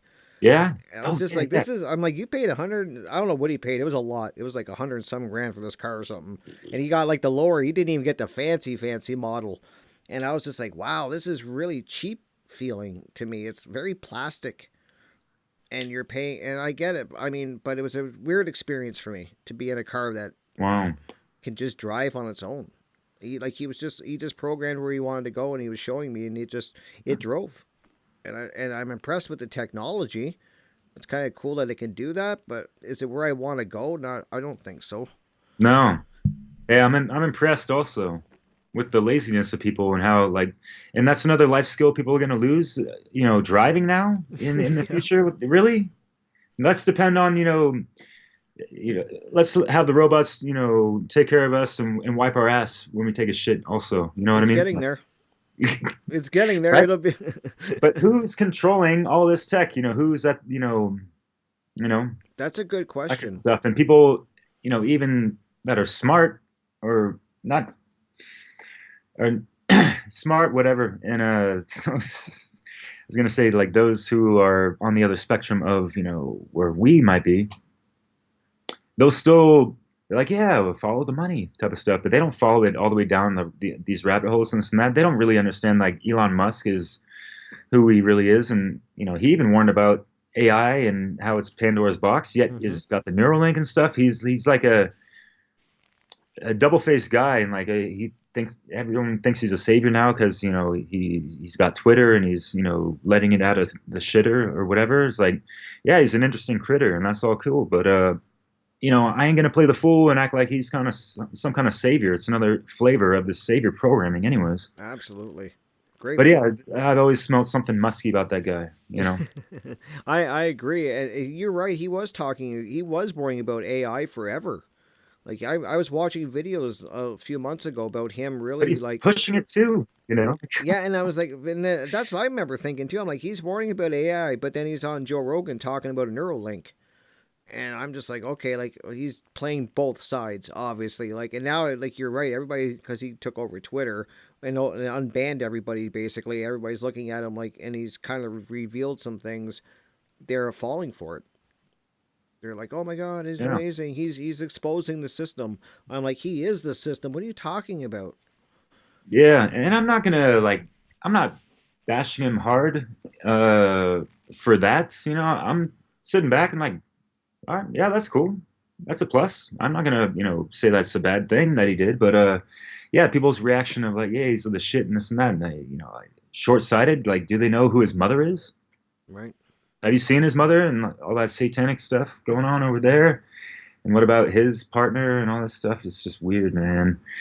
When Makes you me think start of pulling back the layers, you're like, wow, we're getting into some dark shit, man. It is true. It really is. yeah. And It's like this fake ass Tony Stark character, like I ain't impressed. And like, how much money did he borrow from the United States government to get his stuff going? Mhm. How much has he paid back? And how many more billions does he need? How much do these Teslas really need to cost? Like, get out of here. Like, I saw through that shit to begin with. Yeah, So, and yeah, my buddy paid a lot of money for his. Like, I mean, I remember, and I'm being dead serious. When I remember when he brought it over, I remember looking at it, going, it's kind of cheap looking. Like I can't help it. Like and Yeah. that was my true reaction, guys. I was like, and I was pushing like on the. I was sitting inside. And I was pushing on the it looked like wood, like the dashboard. I was pushing it. It was just flimsy plastic. I'm like, dude, this is really cheap stuff. And he was like, yeah, you're paying for the tech. And I'm like, okay, you paid 100 grand for a screen. I get it. And that big ass battery, it's like the thing that weighs the most in that car. And I don't know if you saw a meme on floating around internet land, but you got an old school car from the 50s era. It's like that way, just the car door that weighs about the same as these cars, Teslas and all. But those cars were built to last back then. I mean, you could Yeah, roll right. those cars or something, and they would just have a little scratch on them. Uh-huh. And I just and it's crazy, and that's my answer, guys. When I was in the Tesla, I mean, I just letting people know. I just thought, wow, it's really, And then you get people say, yeah, but we're getting off the gas, and we're doing better because we're going to electric. And I'm thinking, you've never even looked at how much energy it costs to make the batteries and these cars and all of that, and you're not saving the environment by buying these cars. No. No, you're not yet, is what I would say. Yeah, and all this talk about lithium and how it might be this finite resource. Well, what's after that? What's next? And all this stuff. And Good point. but yeah, going back to Nikola Tesla, he had wireless technology, free energy systems, and not this like dirty electricity. I think there's a book with that title called Dirty Electricity. It's really fascinating. I listened to a podcast from Greg Carwood on the Higher Side Chat show. Mm-hmm. He interviewed the author, and it's just like my eyebrows would probably raise the whole entire time of just like how dirty the electricity really is, just like the wires, just that alone. Yeah, I learned that Now too it's all about. connected and all, yeah, man. I learned about that about electricity too. Like when you start taking a meter and even going around your wall outlets and stuff like that, and how much is coming through them. Mm. And I'm just like, wow, like it's really everywhere, and it's not as what people think. It's not clean like people think. And Tesla, that's where we should be heading. That I wish that's where we were heading. Yeah, what is it? 0 point. Yeah, Um, crazy stuff. That fascinating too when I started looking into Tesla too. And no coincidence that everything, got shut down from that too. I mean, the last thing they want is free energy for people, right? Like they're not gonna let that happen. Not oh without a yeah, fight. how are they gonna make those millions again? Yeah, you know? yeah. I think of all the stuff that people pay for, like that, like and stuff that we should not have to pay for. And I think of that with electricity. I think that with water. And I think about a lot of things actually. That it doesn't make sense. That why? Yeah, there's a great presentation. I think it was at the Free Your Mind conference. One of those. I don't know if you saw those, but Yeah, I Bob did. Yep. Tuskin, he did one called Scarcity-Based Mind Control. Yep. It's a really good one. Well, that they sell that, right? There's scarcity and Went there. there? Yeah. Well, Where? Yeah. the scarcity one's a great one. They're playing it now. I find in a lot of the channel. I watched a few channels, and now they're talking about because of what's going on in Ukraine and that there's going to be scarcity of food. There's going to be scarcity of everything, and they're Manufactured. yeah manufactured. I tell people that all the time. I'm like, don't buy into what they're telling you. Like they want that fear, and then now I'm hearing about people panic buying and stuff, and I'm like, here we go again. Like they play the same shit over and over again, and I just see people falling for it. It's just like really, like you haven't learned anything for the last few years. Yeah, they really thought shit hit the fan then, Oh my and god. they're out to shit a brick, and they're running around and shit. Yeah, it's a shitty situation. That's why they're all buying all the toilet paper, right? Yeah, yeah. Yeah. I They don't remember that understand too. the true shit of the kakistocracy. I don't know if you know that word, but kakistocracy, ruled by the shit people, kaka, Yeah, yeah. video on that. God, yeah. Well, I'm telling you, hey, the big toilet paper scare that happened in my town too. So, I didn't even want to believe it. I was like, there can't be people panic buying ass wipe. And then my buddy's like, let's go to Walmart and I'll show you. And we went to the parking lot, and oh my god, I couldn't believe people were leaving with buggyfuls of toilet paper and paper towel. And I was like, I don't know, caveman have been wiping their ass. They wiped their ass for millions of years with leaves and moss, and they did fine. Like, do we really have to fight over toilet paper and really, like, I mean, okay, but it worked. It just showed me how easily they do it. And then when happened with this, Rona, that really showed me. It opened my eyes to how quickly they can steer us in any direction that they want with social media and how powerful it is. So I think maybe that's a great thing to end on. Is we can talk about for a few minutes is the power of social media and how it can steer people, in all forms with music and movies and everything.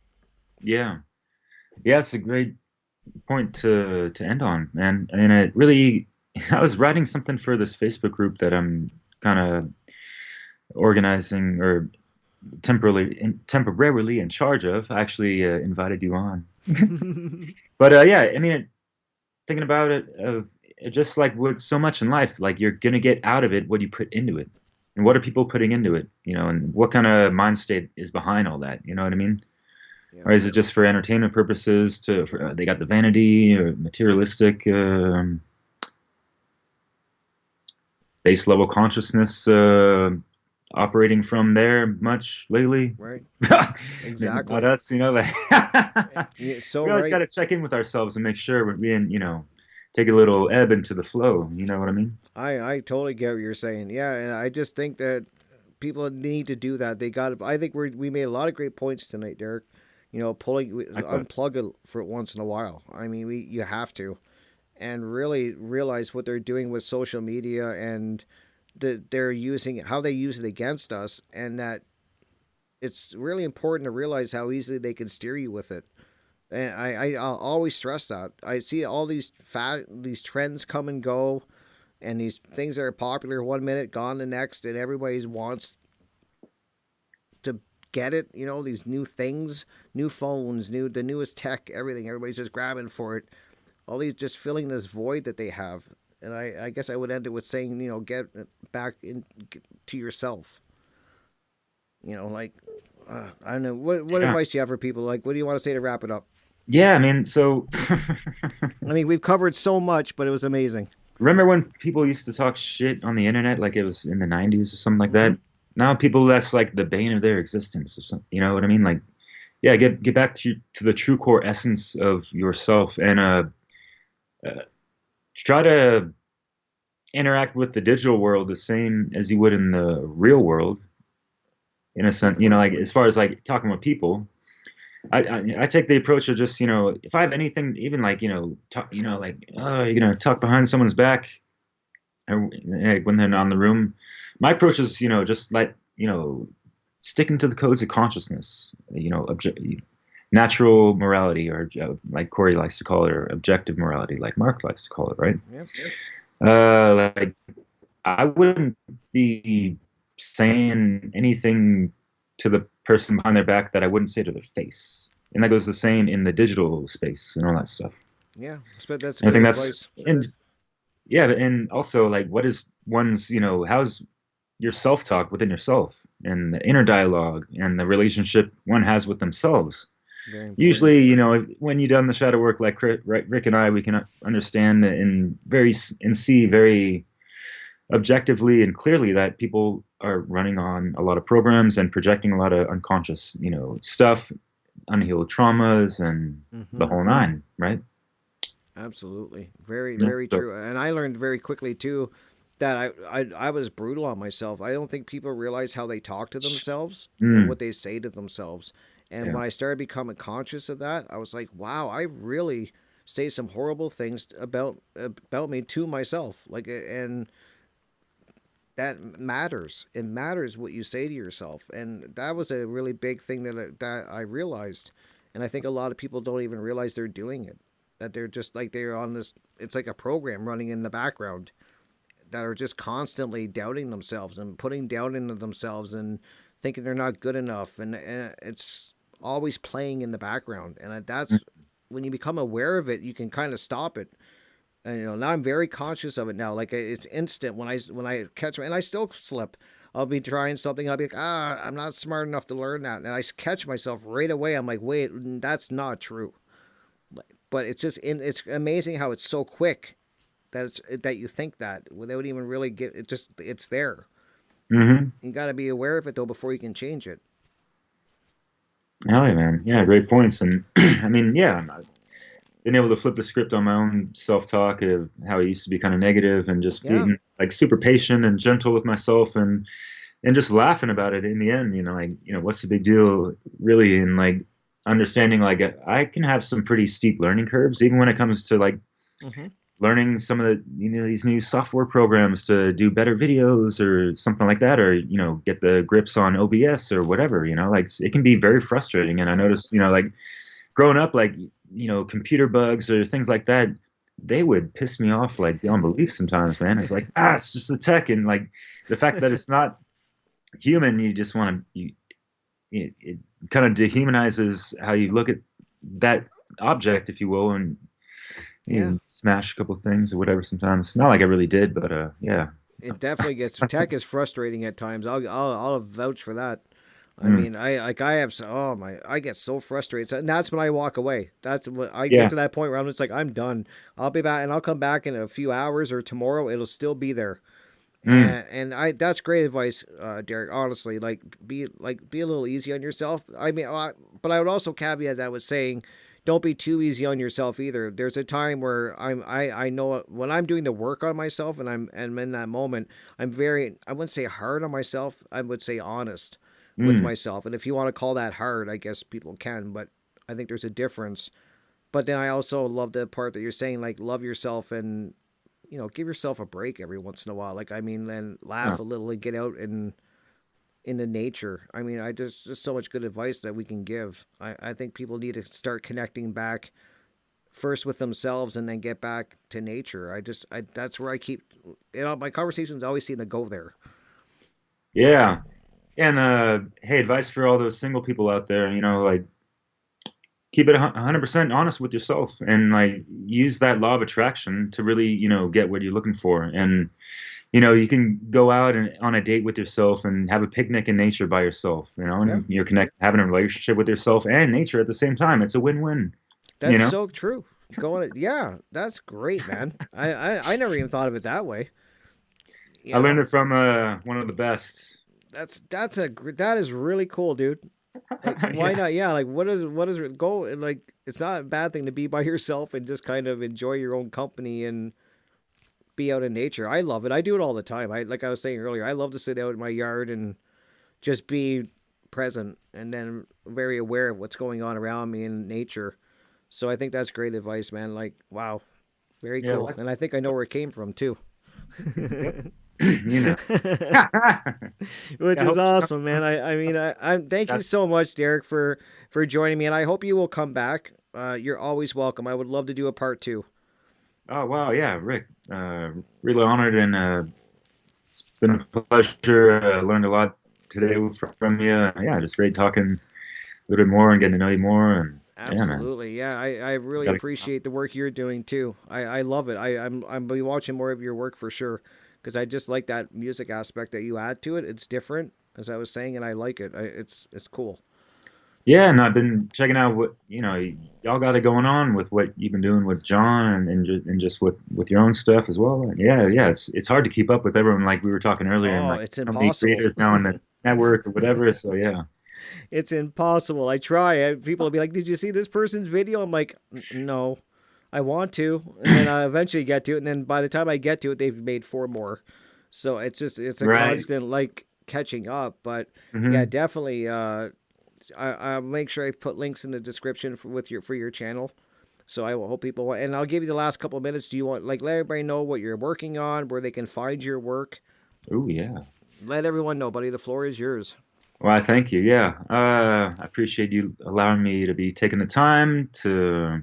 Yeah, my DJ moniker is AwakenYaMind. That's only one word with the YA in between awaken and mind.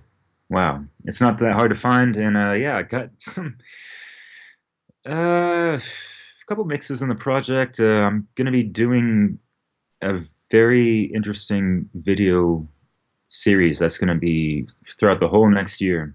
Uh, Watch this space, dissolving the divide, and Rick, we're gonna have you on. It's gonna be co-hosted between myself and Leslie Powers, Cool. and we're looking to really get at the heart of the matter, and breaking through all these dialectics and divides that just had, like we talked about with a lot of stuff. And yeah, I'll send you my link tree. It's got, the bit shoots and the YouTuberies and Odysseys and Perfect. other good stuff that y'all ought to see. So yeah. That'll be awesome. I'll make sure I definitely send me the link tree so I can put it in the description. That way they can get everything of yours and check it out. And I hope you guys do. A lot of great stuff that Derek's doing, guys. So please check it out, guys, for real. And I think you'll really like it. Great stuff, guys. So, and thank you so much, Derek. Like I said, you're always welcome back, my friend. Yeah, it means a lot to me, Rick. Honestly, appreciate it so much. Cool, man. Cool. And thank you so much, guys. And so I'll let you go, Derek. But I will keep in touch, my friend. I promise.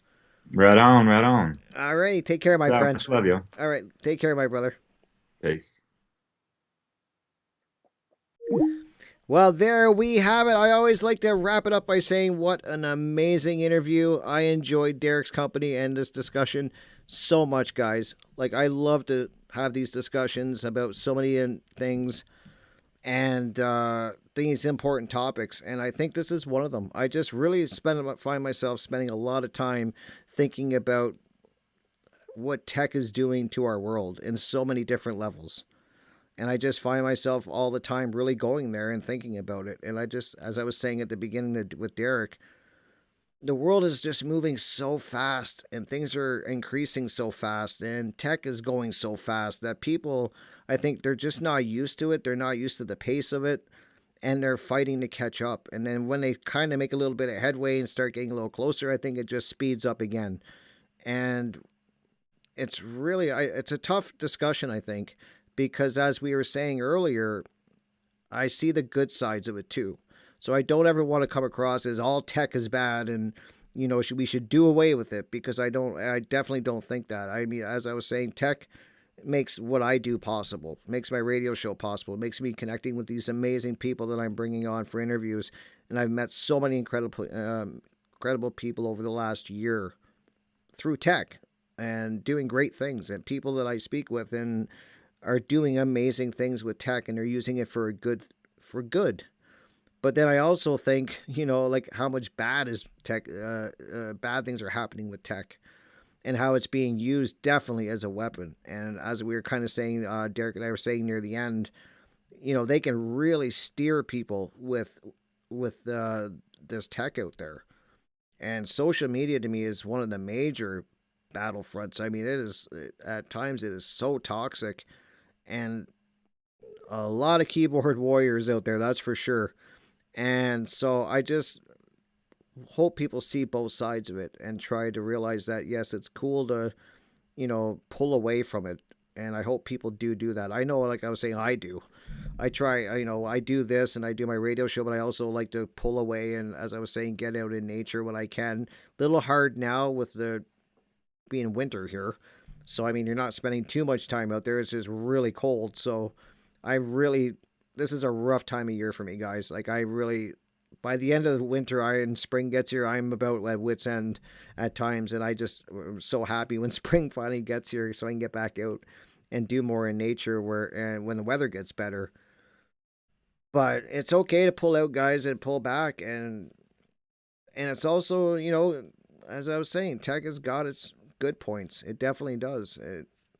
But I just see what's going on and I see where we're going and how eager people are to kind of integrate into this system. And I think I'm really curious if I could do a poll that if people could give up this physical life, this world as we know it that they're living in right now, and be downloaded into like a program, like a virtual world, would they do it? And I really have a bad feeling that most people would really consider it. And the way they keep pushing this is a great thing. And we were saying the celebrities out there pushing it, that this is a great thing, that we're going to merge with tech and with AI and be plugged in constantly, like 24/7 to this matrix, this system, to me just scares the shit out of me. But seems to be like a lot of people want this. And so it's just something to think about, guys. I don't want to talk too much here at the end. It was a great interview. I hope you guys enjoyed it. Please make sure that you check the links in the description and check out Derek's work. Great stuff. I really enjoy it. I think the music aspect that I was saying is a really cool twist to it. And it's creative, and it's a different way of seeing it. And I really enjoy it. So please check it out, guys. And I will try to get him back on again for sure, because I really enjoyed this conversation. So he's, like I said, you're always welcome back, Derek. And you guys are also welcome back anytime too, for sure. Thank you so much, guys, for all the support that you show me. It means the world to me. It really does. And I'll be back very soon. Keep, hit the subscribe button and the bell or whatever they say, because that way you'll know every time I post a new interview. I got lots already wrapped up. I just got to get them out there. So, check back often, guys. And I will be back with another great interview very soon. So take care, guys. Look after each other. And I will be back soon. Peace, guys.